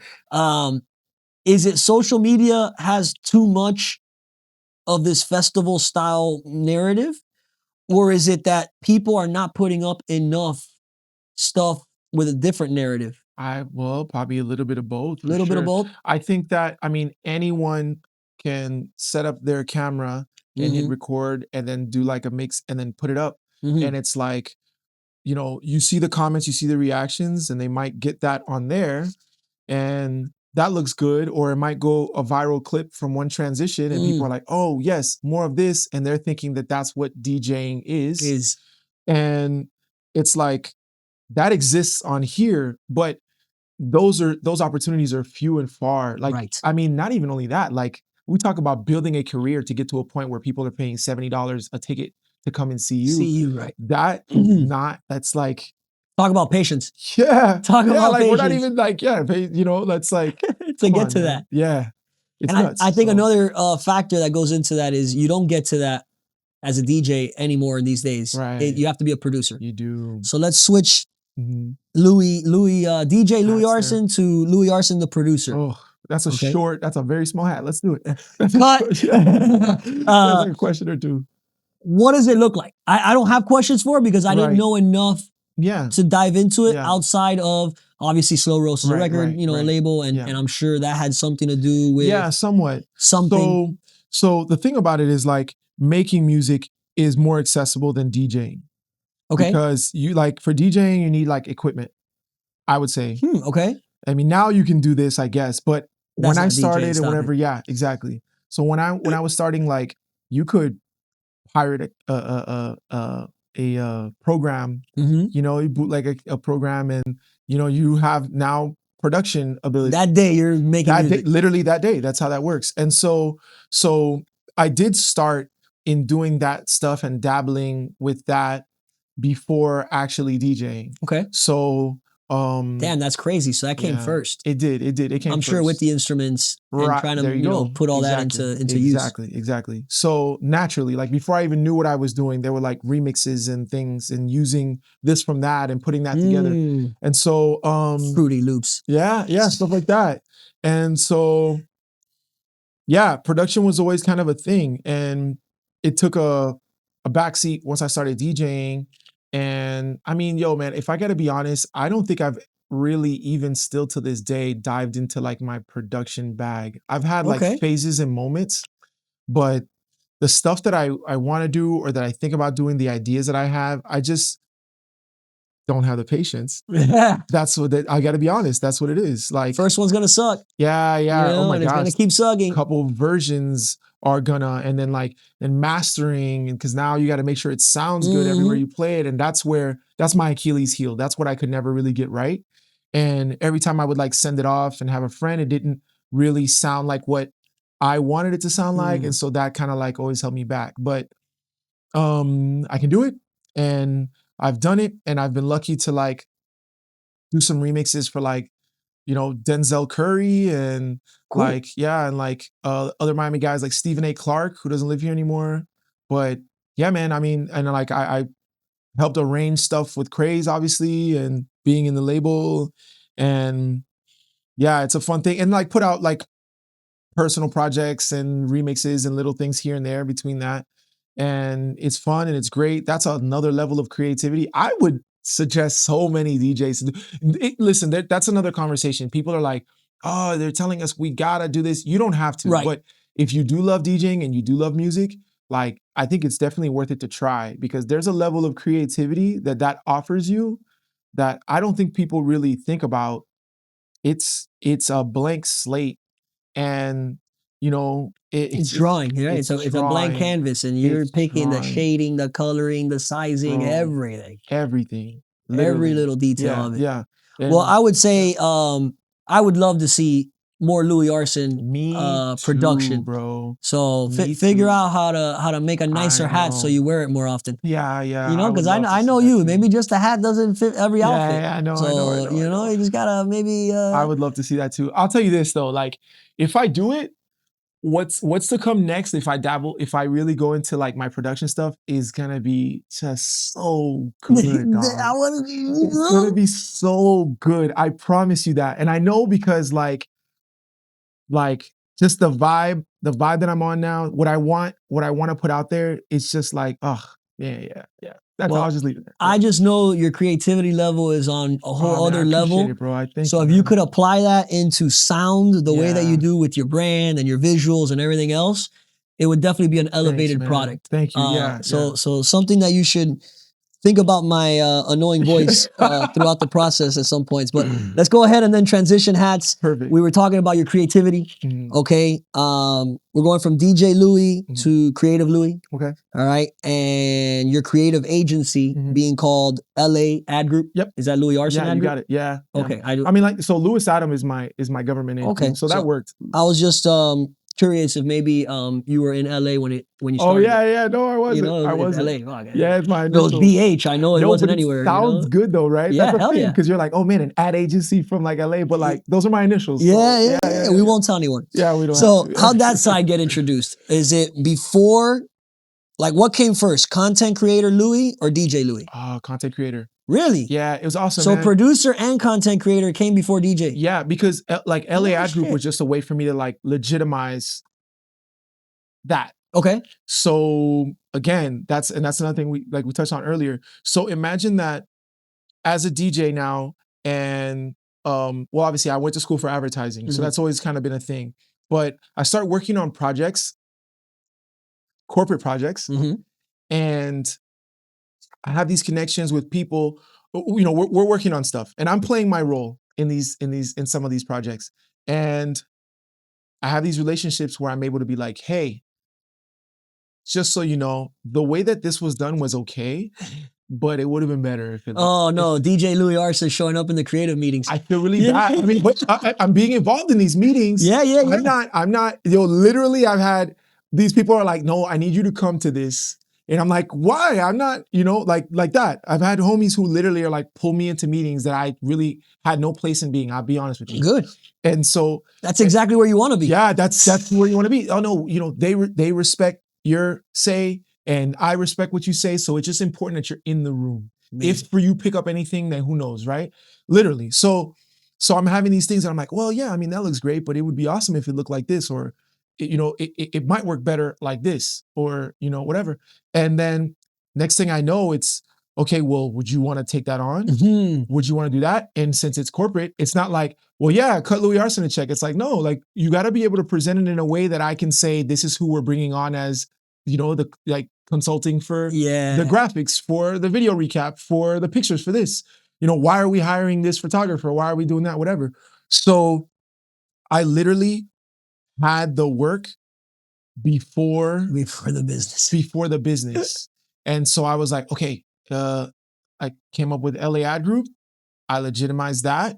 And then this is the crazy part. That's why if you look now, LA Ad Group, you cannot get access to. It was what I decided to say it was a private company. Okay. Because I didn't want to take on new work. I didn't have the mental capacity to take on a full-on ad agency and start doing these projects for all these people. It was just like when the opportunity presented itself, having the look to be able to say, okay, cool, LAI Group is going to handle this, and it's going to spearhead this. And then I had a couple people on the team. Is it still that way today? Yeah. So this is crazy because the way you're answering things are just Is it? literally right after that. What's the ideal client that you look for to take on for new work? Okay. Unfortunately, the ideal client is, bro, I'm just so blessed to be able to say this, to be honest with you. It is people who respect my taste and, you know, the work that they see me do, who are like, I want you to do your thing For me. for me. When people come to me and they're like, hey, I had this idea and this is what I want to do, whatever, and I know you do graphics and I know you do videography and I know you do this, I will turn the project down. No Because shit. I can't. I'm not gonna try to work on a project for a check and like stretch myself thin doing something that I don't feel passionate about or that doesn't feel authentic to me. You know what I'm saying? And that's a blessing. Don't get me wrong. It is 100%. I understand that. What's the dream project that if they did come and say, hey, here's exactly what I need and I know you're really good at it, I want you to do this. I have it. It happens all the time. What's that? But what's the one that makes you say yes? I mean, when they're like, hey, these are my references. Okay. And it's all my work. Got it. That's my favorite thing. I love when you did this. You see what you did here? Like this, I want this. This, when you did that right there. And I know you can do it because you did it already and I saw it. Got it. I was inspired by your work to know like this is how I want it to look for my thing. Got it. So they almost built their vision through your work, right? Then at that point, it's a home run. It's a perfect match. It's a perfect match. Okay. Now, and I won't steer any people wrong either. Like I've been respectful enough to be like, yo, man, this is out of my wheelhouse. So like, this is who I know does this, or like you might like, yo, reach out to him. He's amazing at this, or like she's my favorite this, and I think you can probably work with her and get something great. I'm not gonna like try to take it on if like I can't, you know. Do you feel like, and this is something that I've almost learned. I've almost learned. Do you feel like sometimes you take on that extra work because, let's say you do have the time, even if you don't really have all the bandwidth and the passion for it, but you have the time and there's a necessity for money. So you say, all right, let me take on this job. Is it just me, or does it happen to everyone that in those situations is then when you get the next 2 jobs you really wanted, but now you have to say no because you have this other thing that you already committed to? And there's the lesson that you're like, what lesson have you learned? Yes, absolutely. Where you miss the opportunity to do something super dope. That happens in gigs too all the time. I mean, it is what it is, you know? Like you're like, bro, I'm gonna take this right now, and then I get the call. You know, it's like 3 Points weekend, and they're like, "Yo, we would need you to open for this person that you've been a fan of for 20 years." Right, and you're like, I got this gig on that date already. And that's me though. I'm not gonna be the guy who's like, "Yo, I'll find somebody else." Like, no, like if I gave my word, I'm gonna follow through. You know what I mean? Right. That's what it is. I'm like, "Yo, we can't make it happen this time." You know. Hopefully, opportunities line up in the future. Exactly, you know, again, exactly. Yeah. That'd be a way to burn current opportunities for a future opportunity, and we're not trying to do all that. So, all right. So I'm trying to combine hats now, but I want to be not careful on the way I ask, but I want to be creative. Okay. I'm gonna try to be creative. How do your visual skills? I think we'll add skills, right? Or visual skills. How does that influence DJ Louie Arson? And I think, before you get to that, the way I would look at it is, are you creative Louie Arson that DJs, or are you DJ Louie Arson that also creates? It changes. I okay. think it might, I would say what day is today? Yeah, I know. Yeah, it depends on the day, depends on the project. Yo, I don't know if this is, I don't even know if this answers your question fully. I'm not asking what comes first. Yeah. I'm asking what feeds the other. Yo, it's so crazy. I love this question, and I'm gonna tell you why. The only reason why, literally on the way here. Okay. I was messaging this graphic designer that just worked on a flyer for this venue for me. Okay. And I messaged him and I'm like, yo, is this your work? And he messaged me back. Me and him we have a little relationship from past, and he goes, yeah, man, I wanted to try something different or whatever. And I had to tell him, and I'm like, I said, this is awesome. This is amazing, first off. And then I had to tell him, and this is because I've been on the receiving end, and sometimes you don't hear it enough. I had to tell him, I said, you don't understand the value that your work has. You don't, because when I got the flyer and it was an amazing flyer. Did you just post it? Huh? Did you just I post did. it? I did. It was for Koyo, yeah. Yeah. And I was I already like, knew because it was different. Yeah, had a yeah, yeah. vibe and it was Yeah, sick. yeah, yeah. And I was like, dude, like the energy that it injected in me, I don't know, I can't explain that. But when you get a good flyer and you're on a flyer, you're like, oh man, like I wanna crush this. Like it just gave me new life. I was like, yeah, like I'm gonna show up. This is gonna be dope. I know I'm gonna post it and people are gonna be like, oh wow, this is a great flyer. And I'm like, yeah, come through. Like it's gonna be awesome. Like, so when you say which one or what, they kind of go hand in hand for me. Okay. It's like the chicken or the egg. What came first, right? It's like one of those things. So if I'm lucky enough to like work on a flyer for a gig, you know, I want to do my best because I know that once I post it, I'm going to feel good about it, then I'm going to show up and I want to have that same energy. Do you prefer that when you're in charge of the entire thing?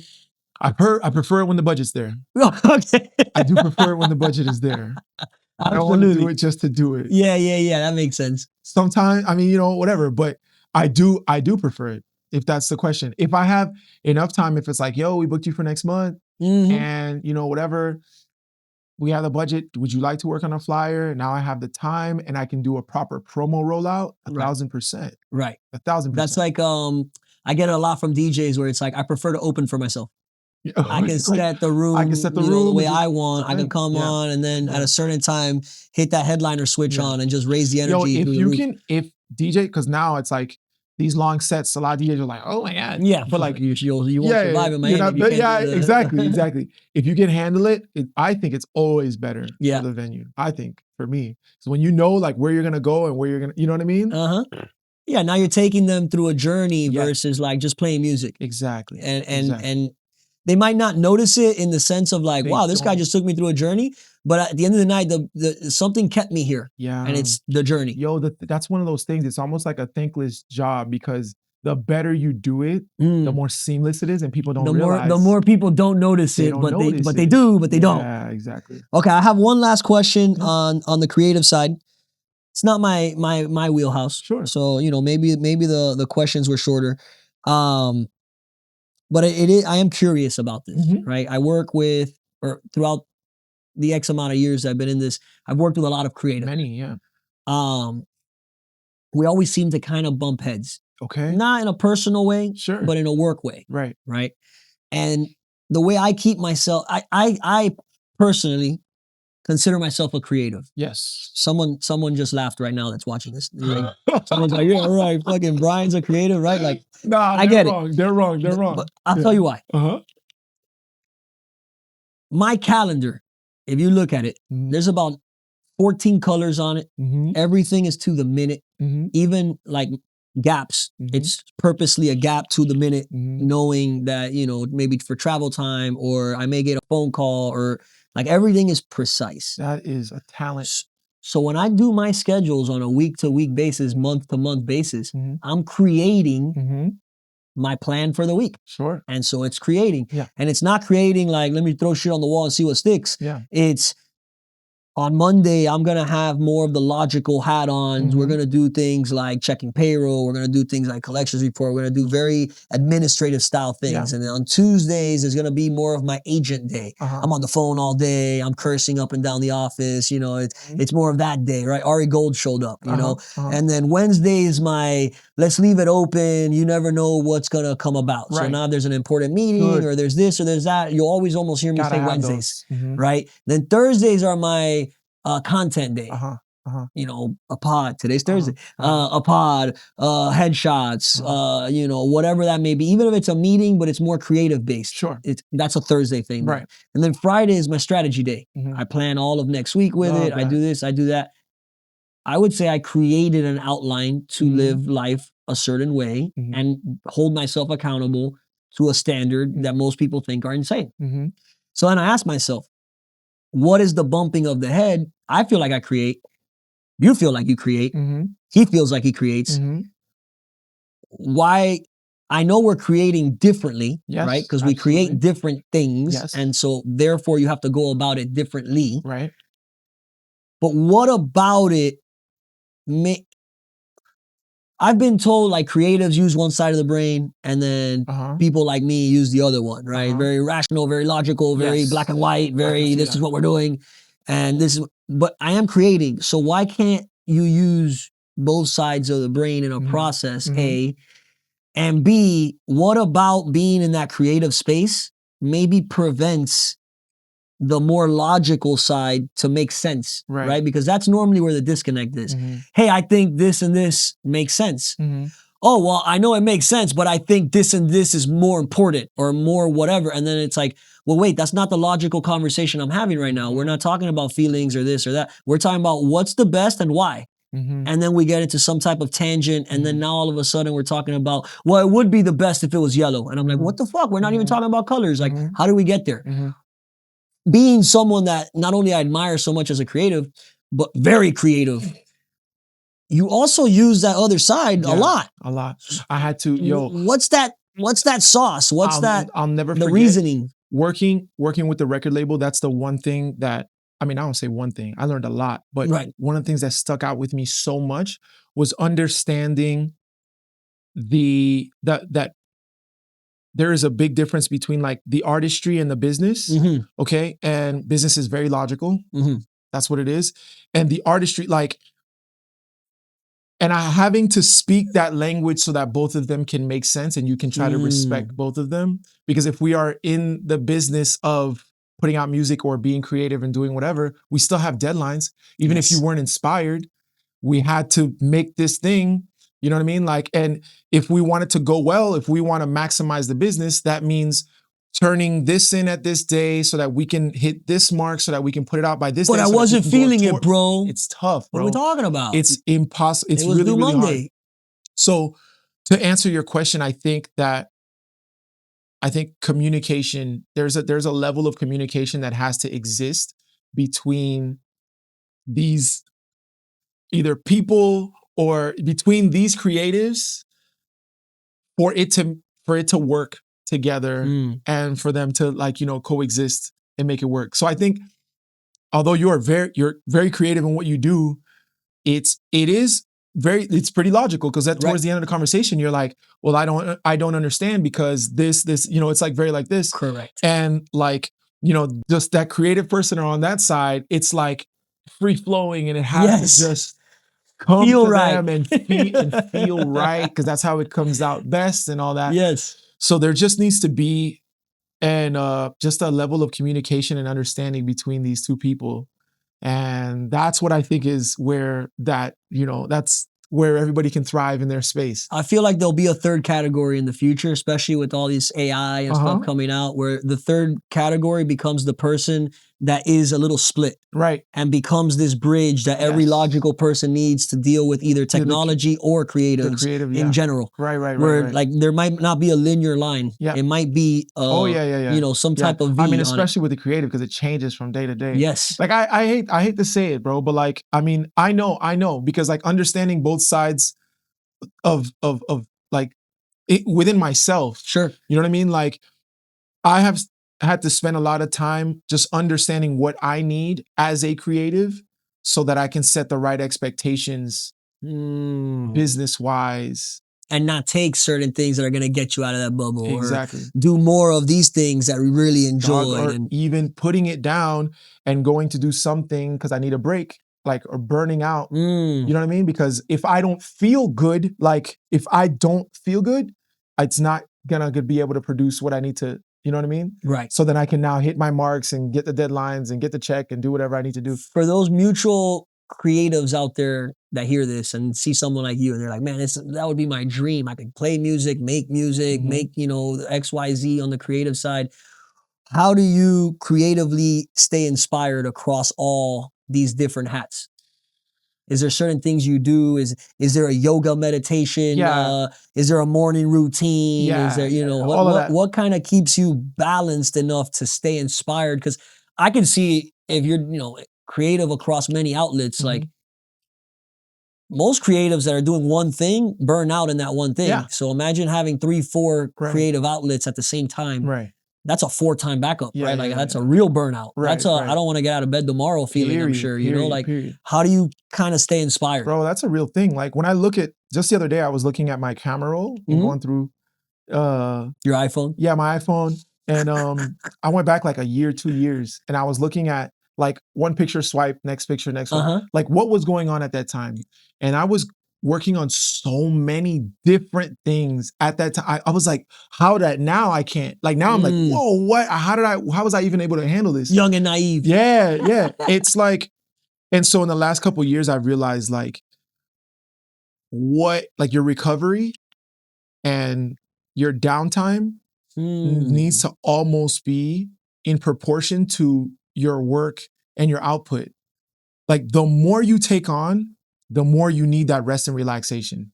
Like, how is that? I'm like, wait, is that for real? No. Like the whole, yeah, like working 24 hours, doing this and that, whatever. Like, Up yeah, at 4 a.m., up you at know, 40, isn't that? yo, like that's cool. And I really think that, I mean, I know a lot of people do it. We all have those moments or whatever, but if you, like you said, want to stay inspired or do whatever, we're all gonna reach that point where it's like, yo, I had enough. I know I reach it in business, Yeah, so all I the could just time. imagine as a Exactly. creative. Like, it's And just, so it's important that you prioritize that rest and relaxation to continue to welcome that inspiration, to be able to continue, you know, to stay motivated and do all that.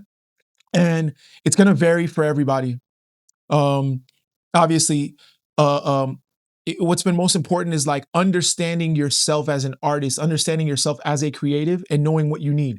So there was time when I feel like I was just working because I knew I could and I could do it, I can do it. And then it's like, well, what do you need? Like, what do you need? If you're always taking what on are you what the getting out client, of it? yeah. Like, what is it about this that makes you feel good? Or like, where is it that you feel the best? And then I had to stop and think like, oh, you know, the gym is good. The gym makes me feel, that's something that I do that's for me. You know what I mean? And oh yeah, that's good. Oh yeah, breath work, yeah, in the morning, that's cool. Like not getting on my phone immediately and having time to just like envision what my day looks like and letting my brain just do what it does before I open and I that's start a to form take. of creativity. Yeah, 100%. And that's all output. Yeah, exactly. Versus now you pick up the phone, it's input. As soon as you do that, you change it. You know that when you pick up and you start to ingest all of this. Especially if you go to Instagram first. Yeah, no. Already getting the phone, you got a message that changed your mindset, you're a priming your missed brain to call, you're just, wondering what the hell they wanted, freaking out. You go on Especially Instagram, for creatives, forget bro. it. Yeah, no, especially for creatives. If you're trying to like, you got to be able to let that. And you know, that makes a lot of sense because if you were to, let's say an athlete, okay, you may work out, you may go to the gym and work out for 60 to 90 minutes. And if you're really in that life, you also have another 45 to 60 minutes of recovery. You're in the sauna, you're in the cold plunge, you're in the hot plunge, you're stretching, you're massage gun, right? Look at these pro athletes. It's like they practice for 3 hours and then they're with the trainers for another 3 hours after that, icing and massaging and this and that. And that's the only way that these athletes have the longevity in their careers that they do. We're talking about, which would then be the same thing in a creative career. You won't have the longevity behind it if you're not recovering. I love the fact that you use that word because I've never heard that explained that way. Yeah, I had a trainer for a long time who ended up being like my brother, bro. That's my guy, and he talks it. He says it's active recovery because you're like, oh, I slept, bro. I got 8 hours. Like, what do you mean? Like, no, right. Like we all need 8 hours. Like, what do you do? That's your body. What about your mind? Yeah, active recovery. Like now, go do this. Like, go get the massage. Go, get cryo. Go do this, whatever, because you're working out more, or whatever it is, and anything that you're doing, it has to be proportional. We talk about, I mean, there's that clip where LeBron is talking about how much money he spends on his body to recover every year. And he's like putting a dollar amount on that. It's like, it's crazy. You can't even. That's a big boy though. Think about it. And how long mine would be a lot less. Yeah, of course. But how long he's been doing it, there's a reason why he's able to play at such a high level for such a long time. For such a long time. Like doing like a sport like that. You have to recover, relax, and so that you can continue to, I love that, man. I want to get into some industry talk. Yeah, let's do it. And we'll see how we formulate this. I like it. I think I just made that word up. Formulate? Yeah. No, formulate, right? I don't know, whatever. I use both. For somebody, and I'll get to it. For somebody thinking of becoming a working or career DJ, what's one thing they may not know or think about at the moment that they should be considering when making this choice? It goes to that example of like, take the internship when you're 18, because you might learn that you don't want to be an attorney, Yep. and go save, 4, 5, 6 years of school and all the pain and debt that comes after that just to change your career. I'm a DJ within the next 12 months. I want to be working. I want to be doing my thing. What's something I'm not thinking about, because you don't know what you don't know, right? That if you knew that, or 12 months from now when you find out, you're like, oh, fuck, this isn't for me. What's one thing that maybe sticks out for that? The money is going to change. Unpack that.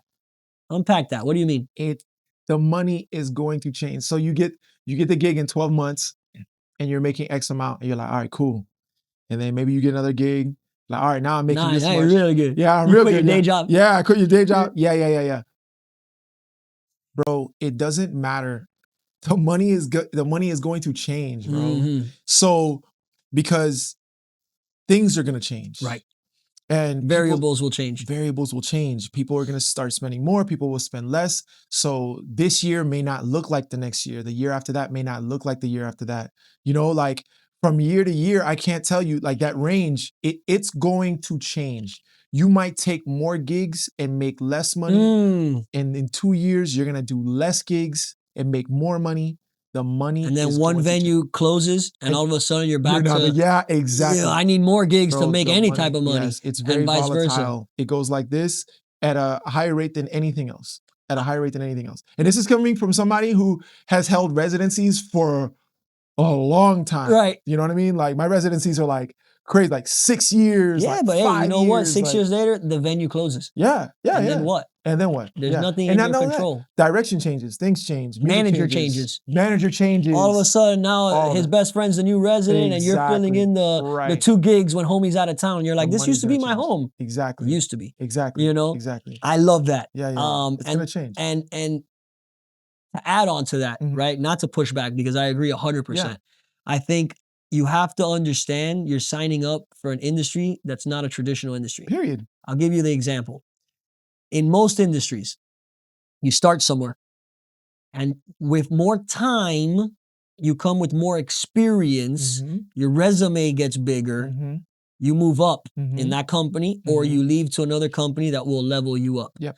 And you play this ping pong game until you get to an upper management position. Yep. And now, as long as you are not bad at your job, right? Let's say these years of experience actually got you to understand what we're doing. Right.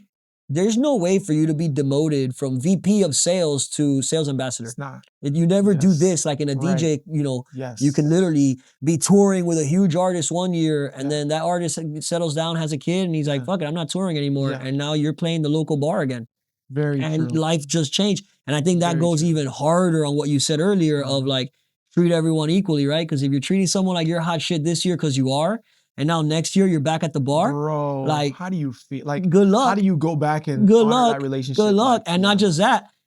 Hopefully, everybody out there's a good person. Yeah.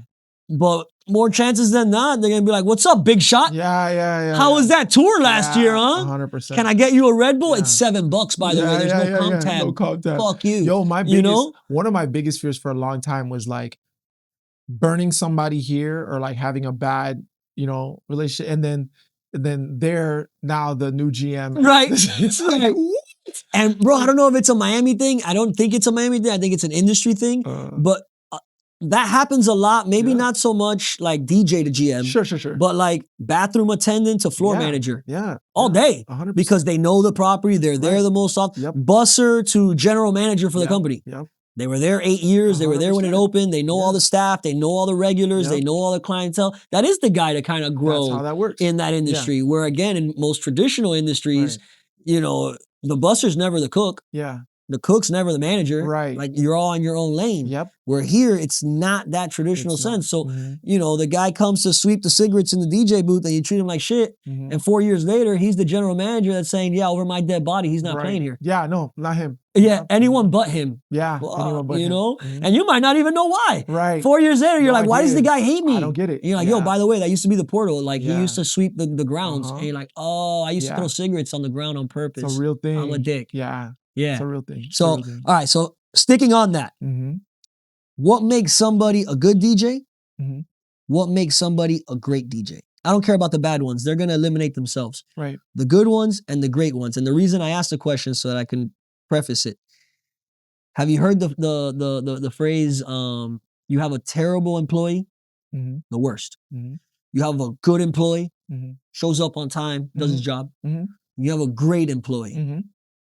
What's the worst one? What's the worst one? Yeah. As an owner of the company, let's say, as somebody that is valuing these 3 types of employees in his or her organization, what's the worst one? I don't know. I have a feeling it's like a trick question. Is it the good employee? It's the good employee. Uh-huh. Why? Tell me why. I don't know. The bad employee is real easy. I know you suck. I'm gonna fire what you. You're gonna gone. get out of Bye. Yeah. Uh-huh. And I'll replace you with someone that's better, or keep going through that process until we find great. Right. Uh-huh. The great guy, no brainer. Keep her motivated. Right. Keep her, with high profile projects. Put the best clients in front of him, and watch them grow. Mm-hmm. The good employee is good enough not to fire and will never want to be great. He's a cancer in the company. Yeah. And if you keep enough good employees around, all the great ones start becoming good. Yeah, oh yeah. But if Why? you keep The a great ones bunch are of like, because the great ones are like, why am I going to work 10 times harder when homie here is making the same and salary? He's still here, yeah. And he's still here. Yeah. You No, so with that preface, like, what makes somebody a good DJ and what makes somebody a great DJ? Because the great DJ will grow. Yeah. The good DJ might just stick around. Yeah. No, I was actually that was gonna be my answer. It's like I actually think it's the things that you do that aren't in the booth and mixing the music. That's because honestly, like that's why there are so many DJs, because that part, and people are gonna hate that I say this, is easy. Is the easy part. It's the easy part. Today. 10 years ago, it wasn't fucking easy. easy. You know how many people are like come up to me and they're like, yo man, like, I always wanted to get into DJing, and I cut them off and I'm like, you should do it. No, for sure. Cut them off, and on your way out, grab some Soundwell cards and let them know. And let them know that you got That's so fun. Let them know. And the academy's open. It's the best place to learn how to DJ. Yeah. But outside of that, yes, that is something actually that we're trying to hone in on, where it's not just teaching you how to DJ. I know. I already know that. Because you already have the DJ, exactly. Right? How to be a DJ. Right, how to talk the talk, walk the walk, look the look. Be professional. And I'm not saying, wear the right hat. No. I'm saying, like, you need to have a press kit. You need it to look this way. These are the type of substances you need to work towards, like X, Y, and Z. And a lot of people are not focusing on that. And if you go on YouTube, what do you find? Fisher, Clooney, it's like there's nothing, like, where do I start? Right. So that's, I think, going back to our conversation on that topic, it's like, why do so many people want to be Fisher? Right. Because that's what they see. Right. So like maybe they would want to be this guy if this guy was cool. Like if society and the industry made this cool, then more people want to strive to be it, right? No different than when AM was the superstar. Right. Everybody wanted to be playing the mashups and the this and the that. There was something to chase. I think creatives need a reason to make themselves better. They can't or they don't self-find that, or not every creative does that. Like it's based on their environment, right? Like tying that into our first convo of like, why is Miami breeding good DJs? Is because you want to kind of keep up with the next guy, right? And there's a lot of good talent, and it makes everybody better, right? But I find that interesting, because if I want to be a DJ and I'm going to get into it next month, you would think the most important thing is learning how to DJ. And you'll never be a great DJ if all you are focused on learning is the technicality side. DJing. And it sucks, because as a craft, I love going and actually seeing a DJ work. What do they do? The hands never stop. Right. And I'm not talking about the thumb drive's playing the mix and you're playing with a knob that's not connected, and you're hitting buttons that don't work, and the trim on channel 3, but the song's coming from channel 1. And it's like, everybody knows what's up. I'm not talking about that guy. I'm not fucking talking about this guy. I'm talking about the working, and you're seeing it's tight. The brain is crazy to be able to do that. It is. And you're 4 songs ahead in your brain, but you're listening to this, and your headphones is that, and your brain is here. And so you have 4 songs playing in your brain at all times. Reality, what's next, and where am I going? And that's a science to me. It is. Unfortunately, it's not a science that venues that sell alcohol can sell. Right. That science doesn't move bodies anymore. Right. For whatever reason. That's a whole other conversation. But I think if you're looking to be a working DJ, get good at your craft, get good at reading the room, and do your job. Mhm. But if you're looking to be a great DJ, Mhm. you need to find mentors that move a certain way Mhm. to kind of give you all the other skills that you don't learn from the technical side. Mhm. Absolutely. You know, Absolutely. the I mean, technical set DJ. yourself up to win. Like that's the thing, you know. And why the less mistakes you can make in that, the better. You know what I Right. mean? Right. And every mistake will cost you something, Mm-hmm. right? Whether it's an opportunity, a gig, a residency. Mm-hmm. So if you could kind of cut those mistakes to a minimum, Right. You're better off. you're better off. Mm-hmm. You know? All right. So I want to ask now, because you mentioned it earlier. You've been fucking up my whole time What right did I here, do? bro. Look at all these lines and shit. It's just like your answers are What? spot on, which I mean, I guess is good. It means that you know what you're talking about. You mentioned you had weekly residencies. Mm-hmm. Okay. I know. You've had rotating residencies. Mm-hmm. I know. Mm-hmm. And you've had one-offs, Yeah. events, corporate course, events, things yeah. of that nature. What do you think, if we're thinking just nightlife, let's Mhm. take out corporate world, Mm-hmm. because those are all one-offs. Mm-hmm. What do you think are some pros and cons for a venue having a weekly resident versus a rotating schedule? Pros and cons. Yeah. So I'm a venue. I'm new to this. I've never booked talent. I'm debating, should I have DJ Louie Arson every Friday? Mm-hmm. And what are the good things and bad things that comes from that? Mm-hmm. Or do I want 4 different Louie Arsons to play one Friday a month? Mm-hmm. So yeah, definitely pros and cons to both of those things. I think that like if you are a new venue Okay. looking to build an identity Okay. and looking to be able to, I guess, have a solid foundation, if you find a DJ that nails that, I could understand the weekly. It's a good idea. You know, he's going to come in, people are going to start to understand what to expect music wise, you know, the vibe that you want. You guys are all on the same page, you're speaking the same language, is great. But the burnout is a real thing too. You know what I mean? So, I mean, for me as a DJ, like weekly is like, I can't anymore. It's just not a thing. Does it bore you? What is it about Does, it that gets like becomes stale? Yeah, it gets stale. You know what I mean? Like I'd rather have rotating monthlies by far. Like that's my goal, has always been like rotating monthlies. Give me eight monthlies. Yeah, 8 monthlies. I'm Call it a Gucci. day. Yeah, for sure, for sure. I mean, less than 8, not even 8. Yeah. I don't want to like every Yeah, weekend. Like I yeah. love now. I love a weekend off. I'm like, whoa, this is what Saturday looks like. It just feels different to like. You're calling your regular friends. You're like, what do you like, do on a Saturday? Like, dinner? They're like, what? You're free? Yeah, that's been really nice. You know, not every week, but yeah. I mean, I understand it. It's like, I really think that like, yeah, the burnout is a real thing, man. And like people, they can avoid it, but only to a certain amount. Like, you know, I know my weekly friends my friends who have the weekly residencies, even them, they get to a point where they're trusted enough by the venue and they're like, can I pull in a guest? They pull in a right. guest. And then like, you know, the guest is there alongside you. So you're not just like, okay, I'm out and they're Free gonna do for all. whatever. Yeah. But that helps, man. And then it's like, okay, cool. Now you have something they're bouncing ideas off of. That person is seeing what this person does. And so they're kind of staying in that same lane and you do whatever. So I think like having that guest, obviously, because of the network, now you're booking a DJ who's someone else, you're putting a fresh name on the flyer. People are like, oh, I'm interested to come and see that. Let me see what this guy's got to offer. And then you build this kind of like nice synergy of just different, you know? And so I think the rotation is a really good thing for that. But you got to be able to speak that language. I got to be able to communicate like, hey, this is what we're looking to do.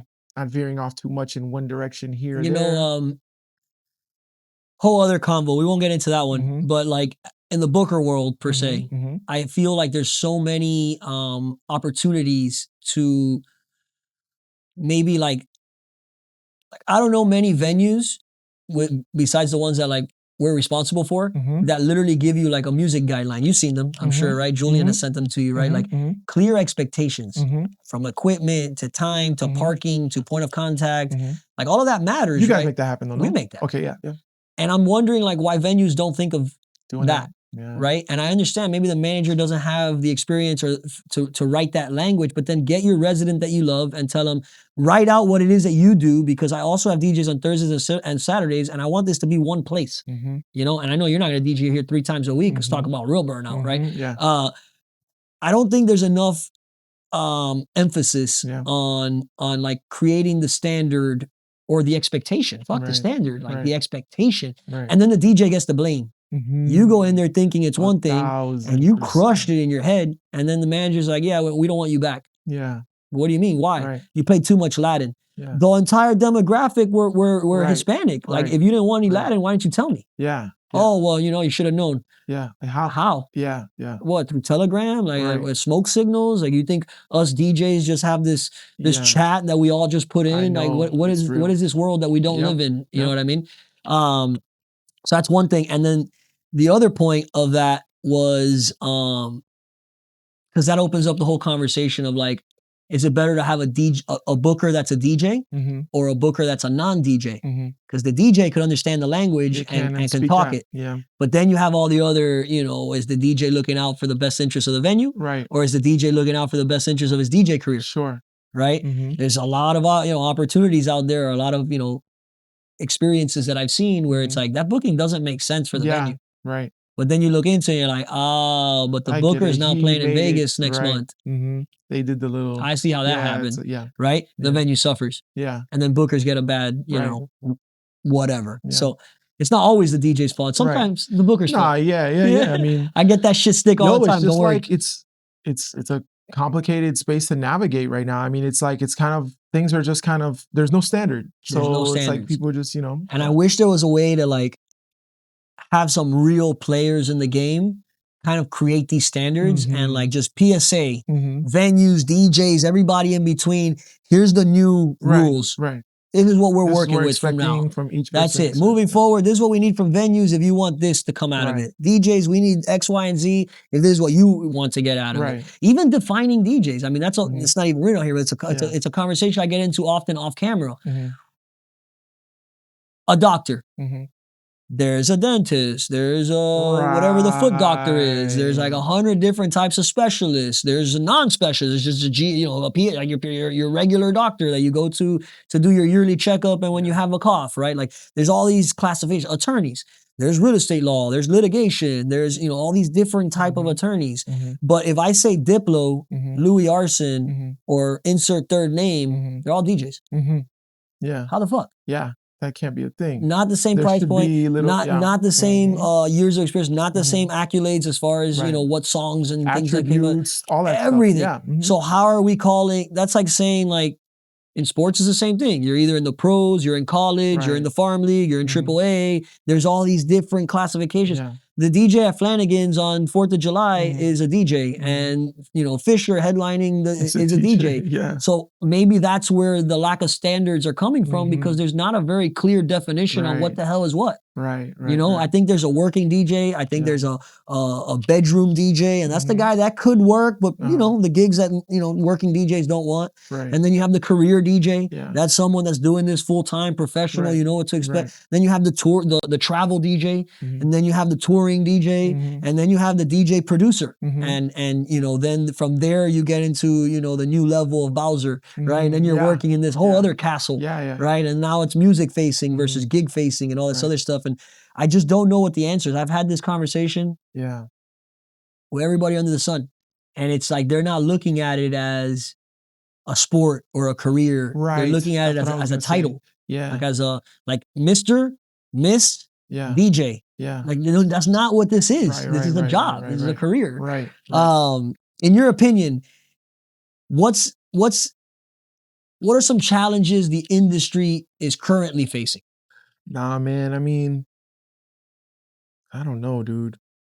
It's been a tough thing, and it's so new. I feel like I don't have as crazy as it sounds.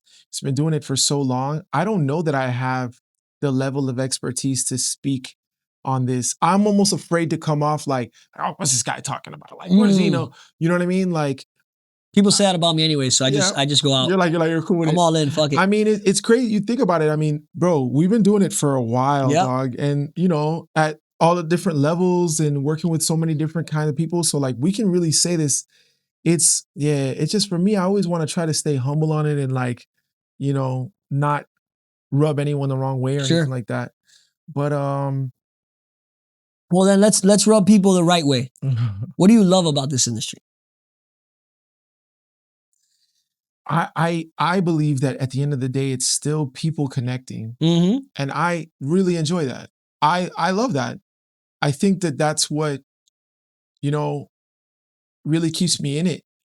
Still, I love the ability to connect with people and make people have a good time. At the end of the day, it is about making people enjoy themselves. I think that's a beautiful thing, like to be able to do that as a DJ. I'm like, man, like, yo, some nights, just not that long ago, I'm playing a small bar. And I was like, yo, I have the best job ever, dog. Like, I really had that thought the other day. It had been a long time that I felt that. And I'm like, man, I mean, it's a rare thing. I mean, I was at a bar, I was playing Jamiroquai. It's not like no club music or anything like that. I was really just enjoying what I was playing. And people are looking over at me and they're like, yo, this is great, And I'm like, I didn't expect this tonight. I'm just chilling. I'm like, yo, this is awesome. What I do is Best great. job in the it's best job in the world tonight. You know what I mean? Tomorrow I might change my mind. Tomorrow I might change my mind. Yesterday wasn't so great, but like, man, people love music, and if you're able to weave it together and do that and create this experience, there's people there, they're having a drink, they're chilling, having a good time, and it's a great thing. It can really be an awesome thing. So I guess at the core of it, it's awesome and it's beautiful. And if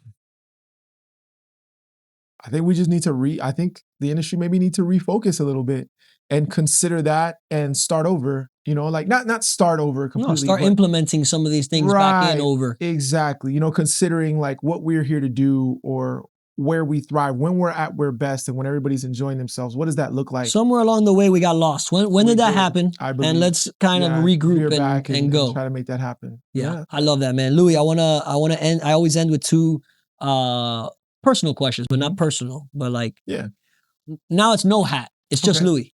Okay. Favorite book? Oh man, I don't read, bro. Okay, fuck books. I don't read. You wanna know what's crazy? This is gonna sound wild. I just finished the Bible. God, that's crazy, dude. Insane. Well, it took me forever. There was it's probably I mean, little by little, besides the Webster, right? Besides the encyclopedia. You're the third person to say the Bible, by the way. No way. That's why I said, you gotta be, nuts. I'm not even gonna say that. I mean, like I made it a point. I was like, okay, I'm gonna read like as much as I can. Like, in the morning, that's part of my morning routine. 2 pages a day, 2 whatever. pages a day, 3 pages, whatever. And like yesterday or 2 days ago, I just finished it. And I'm like, whoa. Well, I'm jealous of you. I've been saying now for a few months, ever since the first person said the Bible, it got me thinking. I was like, damn, I haven't read the Bible since high school. I went to a Jesuit school. But then the only Bible I have is that one. And it's very like, the thin pages, textbook, almost in a I need a modern Bible that's going to be able to like read well. Because if not, I know I'm not going to get through it. So, all right, favorite book. We'll chalk it down as the Bible. Only book. The only, really. I barely, Okay, this one is selfish for me. Actually, it's selfish for you. This question is for you. Favorite inner child moment? I think that, so I remember, bro, I have very few of these memories. Good. Like little things. But I do remember when I came here, I was born in Haiti. Okay. So when I came here and I was in elementary school and I started to develop my love for music, I couldn't have these like, parental advisory stickers. Okay. So I used to like bootleg the tapes, record them or whatever, make my own little mixtapes and then listen to them in school. Allegedly. Yeah, allegedly, yeah.